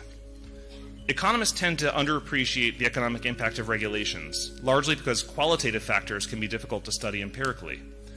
In many cases, a regulation can serve as an infinite tax rate, prohibiting activity altogether. An interdiction on output, because a special snail is found in a region, will restrict output much more than any finite tax. Regulation hinders productivity growth, restricts capacity, and ultimately helps fuel inflation. Regulators may have good reason for doing so. Maybe they value the snail. But we must be clear-eyed about the economic consequences. Deregulation raises the natural rate of interest by increasing the marginal product of capital. Analysis by Dawson and Cedar shows that half of the output effects of deregulatory policy are channeled through improvements in total factor productivity, the key ingredient to greater living standards and higher real wages for workers. Previous CEA research on the benefits of deregulatory efforts suggests a roughly 0.5% annual boost to growth over a 20-year period, whereas new energy policies suggest something closer to a 0.1% annual boost over a 10-year period. The cumulative effect of these policies is anywhere from a 3 to nearly 9% increase in total factor productivity, translating to about a 0.1 to 0.2 percentage point increase in R star. I like to shift from R star to the third component of the Taylor rule, the output gap, which reflects actual production strength relative to the economy's potential. This is like the Republican Goofy. Analogously, policymakers frequently think of the employment gap as the difference between the actual unemployment rate it sounds and the like a lowest normal sustainable Fed rate of speech. unemployment He's that throwing doesn't in gin his up stuff. inflation. You've heard about all these things While the before. substantial tax and spending cuts recently passed by the Congress increased net yeah. saving And and then, therefore bro, reduced this R is star, just, yeah. there are Now countervailing uranium's increases going in nuts. appropriate Aqua, policy too. via the output gap. Hi! The tax I mean, law we should talked about it in significantly the push out morning, economy's and then we supply just side, grabbed that an in the important video change to at help the minimize literal the bottom. potential Those are for inflationary 500% now, shocks. so you had Reduced a couple business minutes, and Chad. individual tax You rates should have got stimulated additional something, capital but accumulation even if and you labor didn't, supply. you'll get another one. However, Actually, I these think work there is through another expanding one. potential and actual GDP, and thus should leave the output gap relatively unchanged. Aggregate demand, however, is also boosted by reduced taxes on seniors and lower wage workers, balanced somewhat by cuts to entitlement spending and student lending. Relative to a pre-tax law baseline, CEA calculations using Congressional Budget Office estimates found a static $80 billion or so reduction in revenue and $130 billion or so reduction in annual spending over a decade. Despite a greater reduction in spending than taxes, the literature consistently finds the tax multiplier to be larger than the spending multiplier. This implies an increase of actual output over potential of approximately $50 billion in the short run. Bro, that's or an not too increase in the often output we get a gap of fucking nearly NVIDIA that 0.2% of early. GDP. So I hope it was good. This translates into an increase in the We just appropriate got federal lucky. I funds mean, I rate pulled of it up around at the right 0.1 time, percentage bro. point under the standard approach to the Taylor rule. Thank you. The balanced approach rule, that's crazy. which doubles the weight on the output gap and was favored by former Chairwoman Janet Yellen, would imply a 0.2 percentage point increase. Returning to regulatory and energy policies, typically, when a regulatory barrier is removed, there is an immediate increase in potential output, but it takes time for actual output to catch up. I want to give you guys another I expect one. recent policies to have Because this I effect. just took another one. Using the It's a same different estimates for TFP, But that I that's used every earlier, time I tell you the second one, it this misses. 0.2 to And then someone's going to 0.6 fucking percentage harass point me for of the downward next fucking pressure on the 18 output gap hours. over the next Hey, yo, couple what of about years. this one? What This about this, translates to Digi? a What about that policy one? rate Is of this the one? 0.1 to 0.3 points lower Dog, under you a were standard right Taylor here. rule, or doubly as strong under the balanced approach rule. We had it 2 minutes before So I the just threw a lot fucking of numbers OpenAI at you. headline. To sum it all up, Now core weave and arm, everything we talked about still too. You had a couple of shots there. Relative to a baseline based on the factors I described. A variety of models reviewed like by I said, even if you're early, it'll never be enough. Arrive at a median real estimate so for make your mind up, get a long term. Don't be in a too range big of of an around asshole. 1 to 2%. Applying Okun's law with a natural unemployment rate of 4% and PCE inflation at 2.6%, the standard Taylor rule approach implies the appropriate nominal Fed funds rate prior to the forces considered today should be around 3.9%. A balanced approach suggests 3.6%.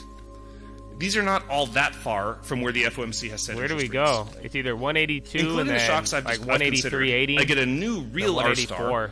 that is 1 to 1.2 percentage points lower, or near zero. That sounds low, but I think it's important to take these models seriously, not literally. And as I've said, I think these models sometimes don't do a great job incorporating policy changes of the type I've discussed at the frequency I need. Instead, I suspect existing backward-looking estimates are too high because they insufficiently account for recent changes to fiscal and border policies that are depressing R-star. We can also look to financial markets. My preferred market-implied measure of R-star is the 5-year forward rate on U.S. Treasury inflation-protected securities.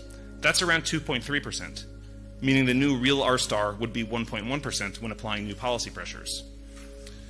Including the inflation and output channels along with the median model-implied R-star, the Fed funds rate should be around 2 to 2.25% under the standard Taylor rule.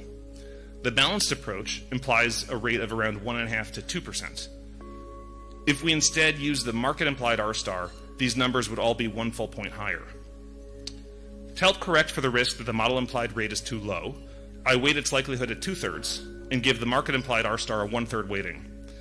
I've given market pricing just 1/3 partially because I believe it is incorporating a policy premium to reflect uncertainty around trade policy. Using these weights results in an all-in appropriate Fed funds rate of approximately 2% under the balanced approach and 2.5% under the standard rule, although a simple summation of all these effects ignores issues of timing. To be clear, I don't want to imply more precision than I think is possible in economics. Assumptions and approximations abound. Nevertheless, I must stake out a position, and this is my best ballpark estimation. The upshot is that monetary policy is well into restrictive territory. Leaving short-term interest rates roughly 2 percentage points too tight risks unnecessary layoffs and higher unemployment. Thank you for this opportunity to share how I think about monetary policy at the moment. I'd be happy to take some questions. There's also, I guess we're not projecting it, but in the version of the speech online, there's a table that includes all of these things that you can probably access on digital media if you want. Thank you. What a fucking nerd. He's like, if you want the follow-up material, Howard, where's the PDF? Thank you, Stephen. Well, it's lovely to be here, Governor Myron, for your very first public speech as a member of the Fed board in Washington. It occurs to me that the last time that you and I were in a setting something like this, you had... This is the Republican Goolsby. I think Goolsby came up, Economic Club, and we watched him do the Golden Path thing, too. So this time he's saying 0. Yes. Can you share with the audience the day that you were offered the nomination to join the Fed? Oh, sure. So that morning, I had been for, I don't know, an hour and a half or something. That was golden. That was beautiful. In a secure facility don't that pump you go any into of to them discuss because you classified guys, that was 1,000%. And then literally. I came out of it, and so I hope you did my something phone with had it. like, I don't know, like 5 or 6 missed calls from people whose calls I usually answer immediately. And I thought, what's going on? Something must be up. And then I'd gotten wind of a potential personnel action happening involving me, that it wasn't bad. And so my initial thought was that I was going to be asked to run the Bureau of Labor Statistics as a second job. That's what I initially expected. Bloomberg interviewer does not like that. That's not how it turned out. Yeah, they couldn't find you. Personnel decision could be firing, or would you like to be a Fed governor? Yes, so that's what it turned out to be, yeah. Yeah. So you're on leave from working for President Trump, where in your job you provided economic analysis for the White House. Trump says, and the White House says, that the U.S. economy is doing great. They recently put a post up on the website that talks about how Americans are spending like never before, they are earning more, and the industrial renaissance is here. Yet, as a Fed governor last week, you wrote down a forecast for a total of 150 basis point cuts in 3 meetings. which is usually panic territory. How can both points be true at the same time? That the economy is doing great, but a rapid interest rate reduction is necessary? Yeah, so look, I mean, as I said a few moments ago, I expect the second half of the year and into next year to be better in terms of growth than the first half of this year, in large part because a lot of the effects of the tax bill are going to be kicking in and, trade uncertainty is dissipating. But I view a lot of that as also expanding the supply side at the same time as the demand side. And so, as I said, if actual output and potential output are moving out at the same time, it doesn't imply a necessarily hawkish or much tighter policy because the output cap isn't expanding if they're both moving out at the same time. Instead, my view is that policy is roughly 2 points too restrictive, which is considerably restrictive. And even though I am expecting growth to be a little bit better in the future, that could get derailed unnecessarily so and create an output cap where one need not exist if we don't get policy closer to neutral. Now, that said, because of the distance to neutral, my view is it's better to move there more quickly than less quickly. Yeah, but like, it's not he a is panic, right. I think a panicky move would be something like 75 basis points or even more. This is why everybody's front running. I actually didn't. It clicked because we had some shit for the bill at the beginning of this year, but yeah, all of that fucking money that I disagreed with, that fucking hits January 2026. So think about it. All of you are going to get a tax cut. Every single one of you next year is going to have more money to either buy shit or buy stocks. We learned that the labor market continued to lose momentum throughout January last year 2026. and into the first half of this year. Or by the end or middle of next year. And that, to me, means that even though I think that growth is going to pick up for various reasons, there are concerns that, you might be struggling things now, have been but moving in the wrong direction. 2 months, and you're going to have a keep stimulus. policy this degree of restrictive for too long, you're not going to allow things not to move to be in the other direct, direction. but So it you're kind of will going be. to create a situation Taxes, where an output like cap we said, expands. it's a different And so effect. in my opinion, it's imperative that we get closer to neutral quickly. And so I thought sort of a series of 50s to recalibrate interest rates was the appropriate policy. And you don't see that as panic? No, I don't see that as panic. No. I mean, if I were panicking, I would tell people I were panicking. Hey, my guy! A lot of businesses That's what I'm looking for in the Fed, you dog! in your speech and just now about how come on, rates are too Moran. restrictive, but a Tim, lot of businesses I hope that this I've is been, you, Tim. Hearing from, reading different reports and analyses, Don't let me show down that like some Goolsby. of the pullback in investments is not to the restrictive rate environment, but has to do with policy-related uncertainty. How do you counter that? Well, I mean, I think that, there's a lot of different interest rates in the economy and a lot of different types of investment. And so, for sure, there are parts of the economy that have been affected by that. And as I said before, I think this guy would tell you that type of uncertainty he wouldn't say the words but I think panic. it's certainly less than it was a few months ago. He would be like, well, based on the data and the charts, I am effectively overwhelmingly worried about the coming scenario. So yeah, he would say it a little nerdier. To investing in housing and building more housing. At the moment, I don't think that that's a function of trade policy uncertainty. You threw a lot of numbers. I apologize, everyone. Yes, I'm sure everyone's going to go back and look at the speech and the table. Can you break down just a little bit what your economic growth forecast is for 2026? Where do you see the economy ending the year? So, conditional upon on getting rates closer to neutral, as I had in the SEP, I think growth is going to be in the sort of in the mid-2 area. And where do you see the federal funds rate? Again, in the mid-2 area. So, if your forecasts are right, it might be time for rates to go up at that time. No. Why did you give him the Bloomberg lady, bro? They're so terrible. In the speech, I said 2 to 2.5% was the correct rate, but my dots actually have a slight divergence from that because some of the effects kick in differentially so over it should time. go up then, and so after there are some you said effects it should that, go down I think 2%. will be kicking Is in that what you're immediately, but then saying? sort of the rent disinflation accelerates over time, and the output gaps kind of ameliorate over time as actual. I made an NVIDIA free at 1,000%. So it's not the case that you would sort of just collapse down immediately to 2.5%. They were less than 15 cents. I avoided the 3 centers. Because I of that, could have made way more. My view is over get relatively close to neutral quickly, and then there's a if you're playing any of the core weave shit, you're down 1,000%. That's what I'm telling you. So be careful. You could make a play, but I you're want at to talk to you about if you were here paper listening, that you bro, even the stream alert, that was very last early. Year. It came out in March of 2024. You name Lael Brainard specifically, criticizing her for being among the central bank officials who have rotated between the White House and the Federal Reserve. Of course, Fed officials most of them are nominated by the president, and so there's a natural link there. You named that Brainerd specifically took one single weekend between a political role at the White House and a role as an independent member of the Federal Reserve. A quote that jumps out from the paper is, to pretend that one can easily shift between highly political and allegedly non-political roles without letting political bias inform policy is at best naive and at worst sinister. Governor Myron, how is your being on leave from working directly from President Trump different?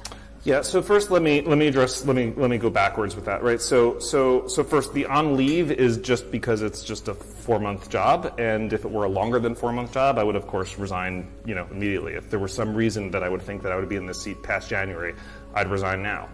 At the moment, I don't have such a reason.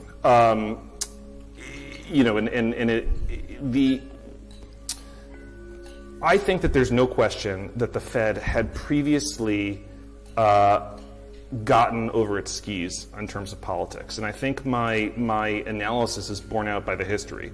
The Fed decided that it was going to be the organization to take on climate change and to join various international networks for greening the financial system. The Fed decided that it was going to get involved in credit allocation, deciding that this sector of the economy is worthy of credit and this sector that we don't politically favor is not worthy of credit. The Fed decided that it was going to intervene in heavily political issues of racism and police. And Fed officials started giving speeches about police brutality and arguing that we were over-incarcerated. All right, bro, they keep guys told another the Fed one. Decided that it was going to become more and more political along these lines, and I viewed that as a significant problem. That's the context in which I wrote that. The proposals in that paper are a package deal, a system of checks and balances, and everything that I wrote in there requires the entire system of checks and balances to be effective. If you just took one check and you ignored all the others, all you do is empower the one that you're protecting. So it all has to be viewed in the context of a total system as opposed to sort of in isolation. Now, I was asked to take this role by the President of the United States. I took the role. I will do the best at it that I possibly can. That means forming my own views independently based on what I think is appropriate economics, based on what I think is appropriate analysis, and because of exactly the things that you're discussing are why I want to be so transparent and as transparent as I possibly can be. NVIDIA is making an equity investment in OpenAI for the SEP. Right? I just read every one of the analysis, and I know I probably bored people to death with this many numbers. But the reason why I did so is that people know these numbers aren't just made up. There's a reason. Every single line there has a number on it. And every single line has an elasticity, a size of the change, and then the policy outcome, which is basically the two multiplied by each other. And if you're going to disagree with me, I invite you to disagree with me. Tell me, do you think the elasticity is wrong, or do you think that the size of the changing parameter is wrong, the changing variable is wrong, right? Because you may think that, that there's other estimates of the effects of immigrants on rental prices, on rents, right? That, are higher or lower, and I should be using a higher or lower elasticity, right? Like, please have the conversation, right? But I'm being as transparent as I possibly can, precisely because of the concerns that you just listed, and I invite everyone to do so. Well, there's nothing boring about what's coming out of the Federal Reserve these days, I assure you. The president, let's talk about the context. You shared the context against which you wrote the March 2024 paper for the Manhattan Institute. The context right now is that the president has said many times that he will have a majority soon at the Fed, more of his appointees than anyone else. A lot of academic studies show that a loss of central bank independence is often associated with higher borrowing costs. Do you think that there is a risk to the president being so directly involved in selecting governors who have a certain view on rates? Let's set aside DEI and climate risks, but we're talking monetary policy, where the rate path should be. Again, the president is entitled to his views on monetary policy. I think everyone's entitled to their views on monetary policy, and I'm delighted to hear views from all sorts. I think it's very important to avoid groupthink. That means hearing all views from all perspectives, and I'm very happy to hear the president's views. But at the end of the day, I make my analysis based on my own understanding of economics and how the economy works, and I just read it all out loud to everybody. And I would hope that everyone else who is appointed to the Federal Reserve does the same. Presidents have always appointed people to the Federal Reserve who thought about policy in a way that they wanted to appoint people to the Fed. You did say on Friday on live TV that you had spoken to the president the day that you were confirmed. That was just a congratulatory call, you said? Yes, he called me to congratulate me after I'd been sworn in.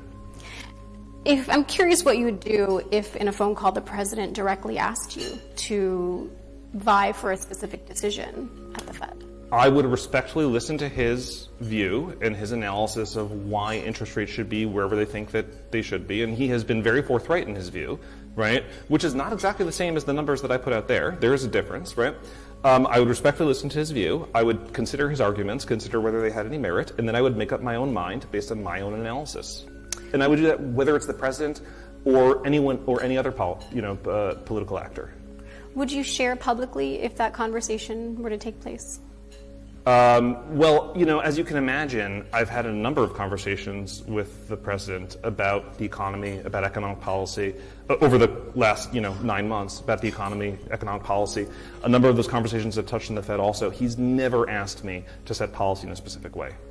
So He's never asked me. It's never happened. From my understanding, on the day that you were nominated, you were interviewed, I believe, by Scott Bessent, the Treasury Secretary, Susie Wiles, the White House Chief of Staff, and the President. Did the rate path come up in those conversations? No, he never asked me. He never asked me to set policy in a specific way.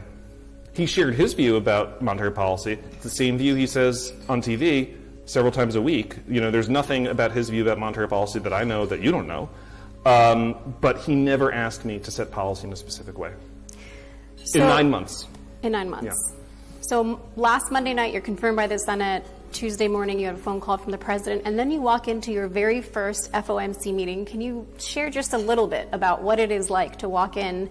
It was a historic meeting. On Monday, we didn't know who was going to be in the room. Would you be confirmed? Would Lisa Cook still be able to participate? What was that like?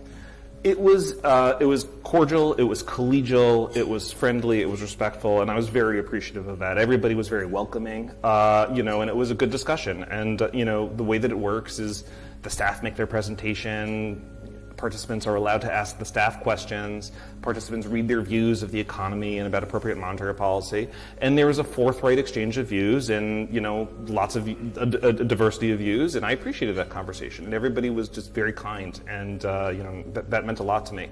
And, in the press conference, Chairman Powell said something which I think really resonated, which is that the way the FOMC works is by persuasion, right? People go there, they have their view, and they try and convince other people of their view. Now, I don't think that persuasion actually tends to happen at the meeting because, let's face it, with 19 people in just a few hours, you're never going to really reach a consensus on a lot of issues in that short amount of time conversation.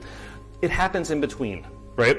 And that's what I'm trying to do today, right? Is I'm trying to tell people there's a reason why policy rates are too high. It's because there's been substantial changes in immigration. There's been substantial changes in tariff revenue. And these need to be incorporated into our economic models because they're relevant for how monetary policy is set. And that's how I'm going to approach my time at the Federal Reserve, is to lay out my economic arguments as clearly and transparently as I can and hope to persuade people by the force of the economics.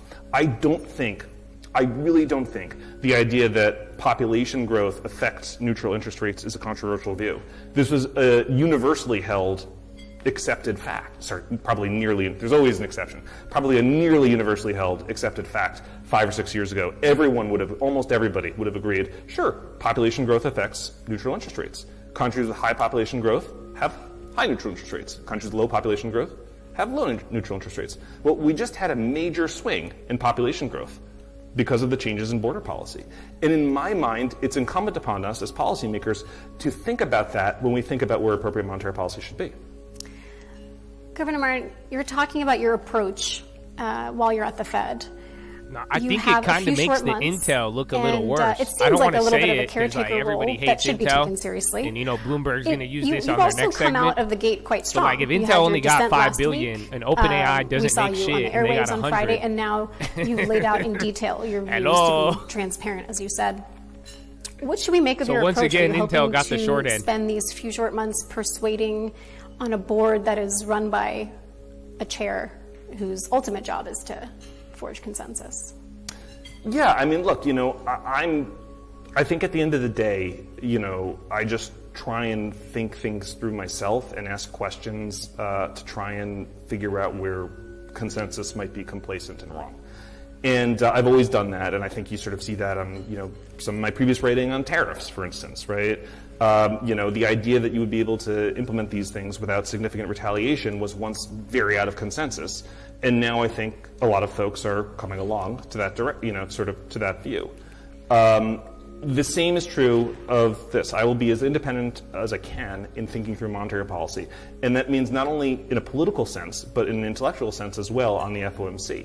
And I view my job as trying to provoke an interesting discussion that will help the FOMC arrive at clear understandings of the way the economy works and where monetary policy should be set.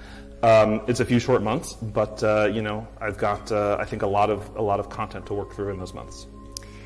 You shared that you're using CEA data right now, but you're looking forward to working with Fed staff as well as you move forward. You talked about population growth and other data points that you're looking at. Can you share with us a little bit about your views on the power of a dissent? We saw Governors Mickey Bowman and Chris Waller over the summer dissent against Powell or the board. A few months prior, Governor Waller was on Bloomberg TV actually talking about how he views dissent as you do it once and then you've made your point and maybe you back off and see how the economy develops and how the discussion goes. First, I'm curious your views on that, and then I'm curious about how you're going to view the October meeting.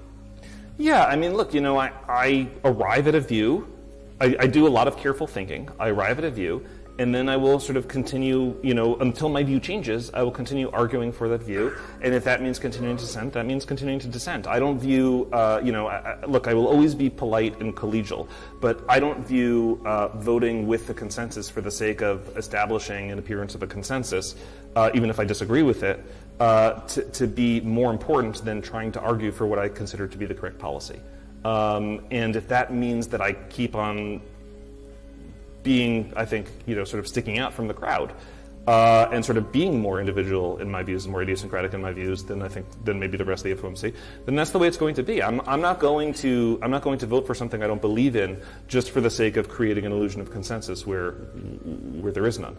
So depending on how the economy unfolds and what data we see between now and the end of October, you are willing to be the lone dissent again in October with 50 basis point dot on the plot, or are you hoping that more people join you? Yeah, unless something changes that would lead me to change my economic view, right? I mean, something could change that would make me change my economic view. There's any number of things that could lead that. But as long as my current view remains my operative view, I don't see why I would vote for anything that's not my view. You have a way of getting the attention of the world of finance and economics with the words and phrases that you use. A few months ago, it was the notion of a Mar-a-Lago Accord that had a lot of people buzzing, especially in the Bloomberg world that I live in. And now it's this concept of a third mandate, which is a word or phrase that you did not actually use.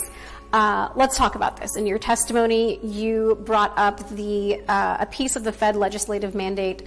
You noted the moderate long-term interest rates that comes right after the dual that everyone looks at. Do you see the Fed using securities purchases to reduce long-term rates? Sure. So let me address the two things you mentioned are related. Right, and so I just have a personality that I like thoroughness, and I like to sort of explore all the angles, and I like to be exhaustive if I can.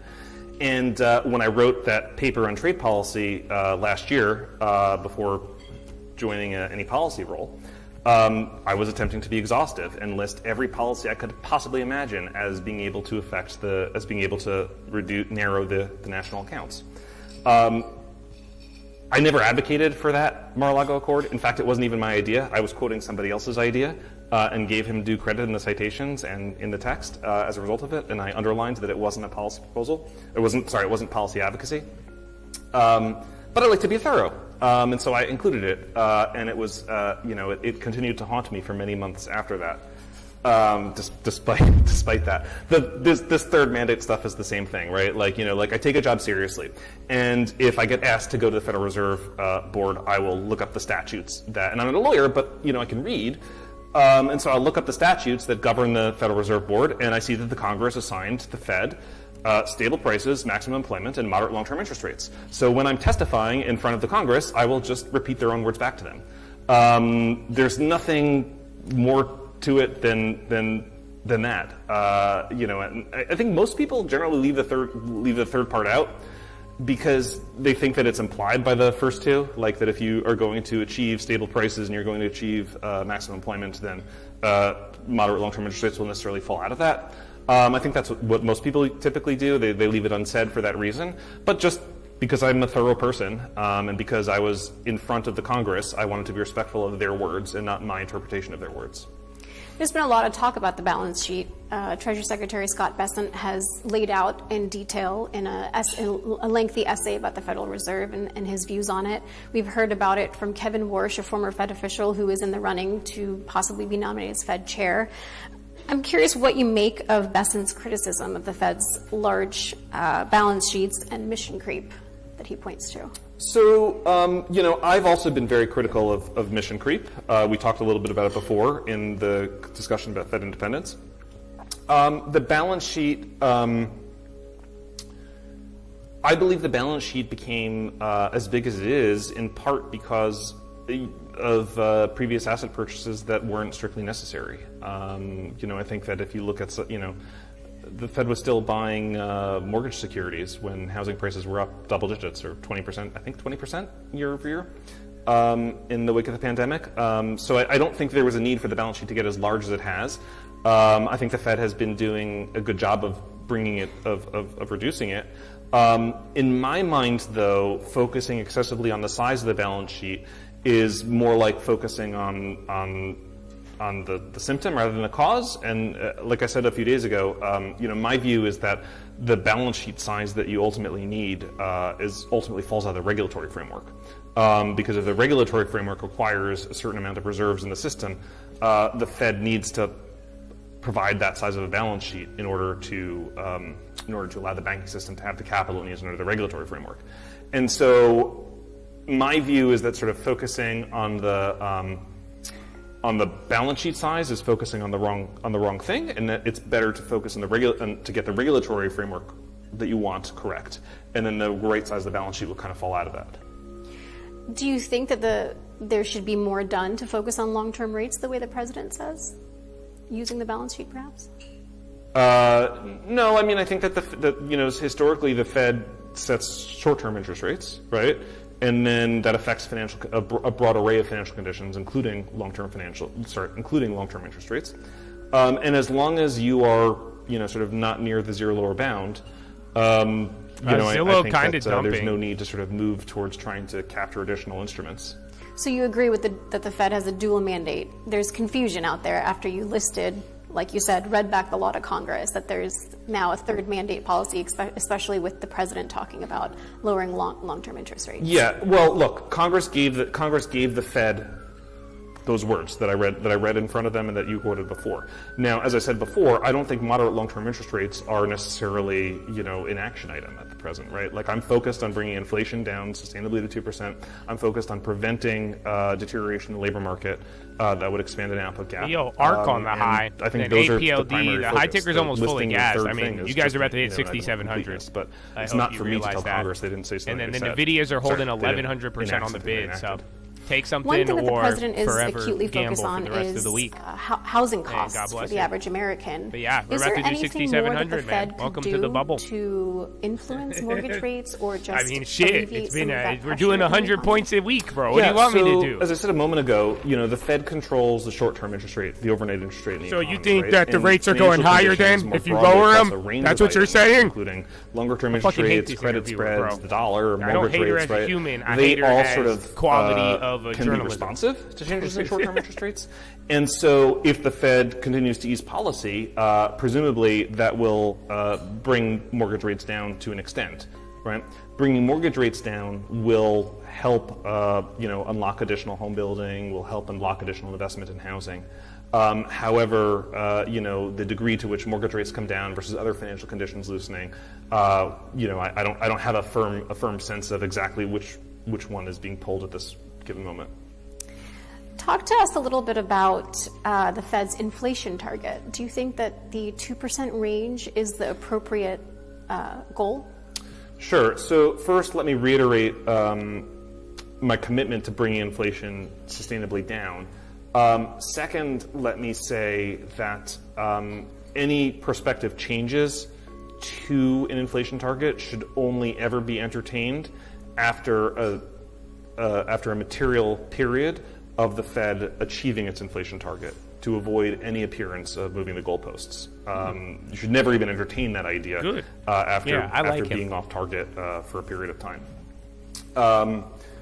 That said, my view is that measuring inflation is incredibly difficult, and when you get into the guts of how inflation is measured, anything could crash. There's all sorts of things that a China deal would be big. Are strange, right? So, for instance, probably a lot of people in this room in financial services, right? Overheating. So, when the stock market moves higher, again, inflation. This bubble might cause inflation. Financial managers, advisors, asset managers, they get more income because the base is higher, right? And it's sort of a constant fee times a higher base, right?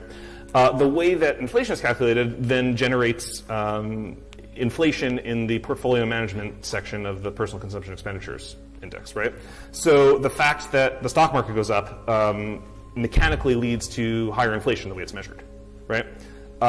So obviously, if you'd took that literally, the Fed would hike in response to that, right? So my view is that that's sort of like a weird thing, right? And I just think that inflation is very, very difficult to measure, and so having a very precise inflation target like that can lead to excessive micromanagement. Instead, if you look before 2012, the Fed didn't have a formal target at all. They pursued low and stable prices, right?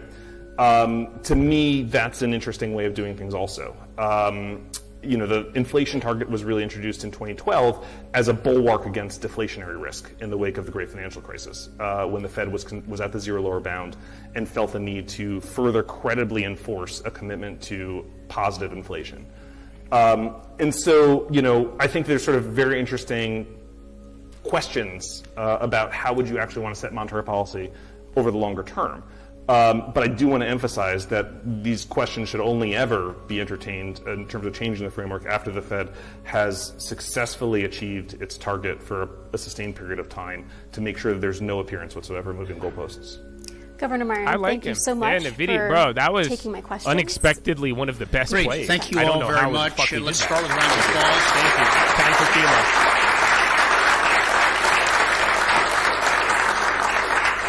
Come on. Thank you both. We had the IonQ and the qubits last week, and then we open up with that one, bro. I love you, Chad. I hope you made $1. You should have been able to buy a membership with that with the last couple of weeks. On the website. So I hope it serves you, and if it doesn't, make your decision not to. You know what I'm saying? Like some of you guys be like, I get it. Like you have to make your mind up. If you think this bubble and dumb shit, like you know what's gonna happen. It's either gonna melt up and bubble and things are gonna go crazy, or it's gonna just crash randomly and everyone's gonna lose a lot. So you know how this game plays. That's why just be wise, keep it small. If you respond early and get the opportunity, that's it. Like if you were just sitting here, bro, and you got it, that was an easy 1,000. That was probably the easiest 1,000%er in a while. That qubits one and the IonQ were pretty dope too. That was 9,000%. But it's like, dude, once you're here, you don't chase it, and then we'll wait for another one. But like I'm saying, if you're going to get frustrated by the bubbling, that's why I made the video yesterday. Separate it from your long term, know how to go about it, and like simply just don't get so emotional. And you know if it's going to melt up and you know it's going to play that game, you either choose to sit out or you're going to participate. But if you choose to sit out, don't let it make bad decisions. And if you choose to participate, don't let it fuck up your long term, and don't be extremely aggressive. Again, in this case, you legitimately could have turned $10 into like 100 or 2. That's what I'm talking about. Where I'm like, small, right timing. We've been getting a bunch of these opportunities. So yeah, again, if you put $10,000 on that play, you would have made 120 grand in 30 minutes. So do you guys not understand what I'm trying to tell you? Like, yeah, there's opportunities in play. If you want to play big, you can make a fuck ton. But that's not going to last, and you're eventually going to lose it all. You could play small, and you'll get the opportunities, and it's still never going to be enough. And then if you're early, you're going to make money. If you already are mad that it's a bubble, just sit out and don't get mad. But if you're going to play it, don't get mad that what it's doing. Just emotions, reduce them all. If you reduce the emotions and really think through the logical end, I think you're going to see how easy all of this is, and you don't need to make it that dramatic. Drop Dramatic. But yeah, that being said, great days, great plays, and now let's praise the Lord. 50! I mean, that was a 1,200%er before the nose. I love you. Thank you. I like throwing you guys plays, bro. I'm just scared, man. You have no idea. Horn! Like, you guys have no idea. I want to hand you all of these plays, but I am scared of you guys because you guys are crackheads. I mean, even then, I even have people emailing me them withdrawing money from the IONQ. And like, listen, I'm glad you guys are making money, but like, I don't want you to develop a bad habit and then try to fucking live off of the trading shit, ignore the long term, never get a crib, and then once the juice goes away, the juice has lasted all year, but still, it's just like, come on, you know? So I really want to, but I do. It's a dangerous game, boys. It's a dangerous game. I hope you understand.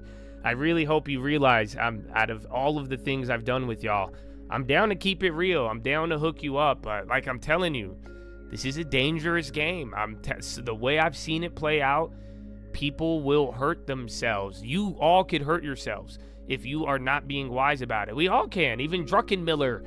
And you've heard the lore and all of it. So just be wise and make up your mind. That's it. If you don't want to partake in it, don't do it. But don't get mad if it goes crazy. And then if you're going to partake in it, don't let it destroy you. Hey, yo, Dominion, that's pretty big. And then BHP is going up. It's energy related. Check crude, see if that moves with it. But that might be individual. 50 memberships. Let's go. I don't know last time Apple in a video, but it's not even that big. You would think we'd be up way more, but that in the video was mind-blowing.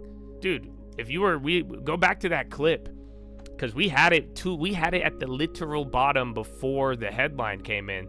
And so catching a 4% intraday on the video is insane because it usually gaps up. So you know what I'm saying? You usually have to wake up in the morning. It's already gapped up, all of that. So we got real lucky there. But I hope it paid out. Tesla is slipping a little bit. But yalla habibi, let us make a philosophize a couple times at the chat. So, I don't want to wait for the long term to be over. I'm saving 10% and buying dips all year. I don't want to wait for my long term to be over. We hold for 10 years minimum or a crib. That's why. It's good to grow, and I like all of them. I really, I think all of you got to focus on diversification. You know, real estate, stocks, businesses, you know, different areas. But when it comes to the long term, it's 10% of our money we touch. We save it, put it in that account, then put it in investments that we're going to hold for a minimum of 10 years. If you're going to sell before the 10 years, it's because you're buying a house.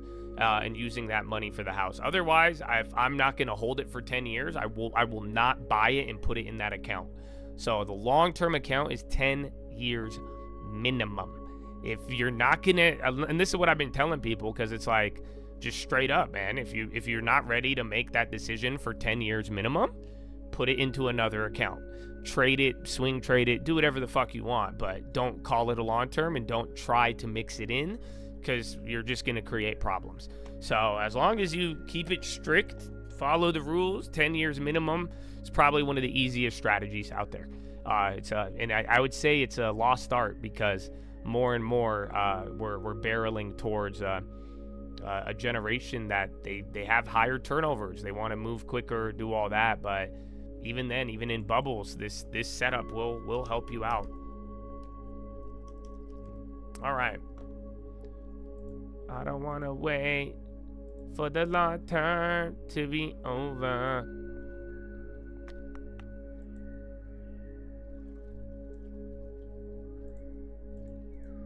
All right, Chatadonia. So we got to go to the philo now. So if you don't want to hear Jesus, the Bible, anything of that nature, I just would not join. But we'll still be doing some stock stuff, but just a different priority. So I hope you have a wonderful day. I hope if I don't see you, it's still a great day. And get ready for tomorrow. You'll have Powell and a lot more. And I don't know, welcome to the bubble, or maybe in a couple of months it ends. Either way, your long term will take you there. So this video should take you to the philo. If not, then here's the link. So God bless you all. Have a wonderful day, and peace.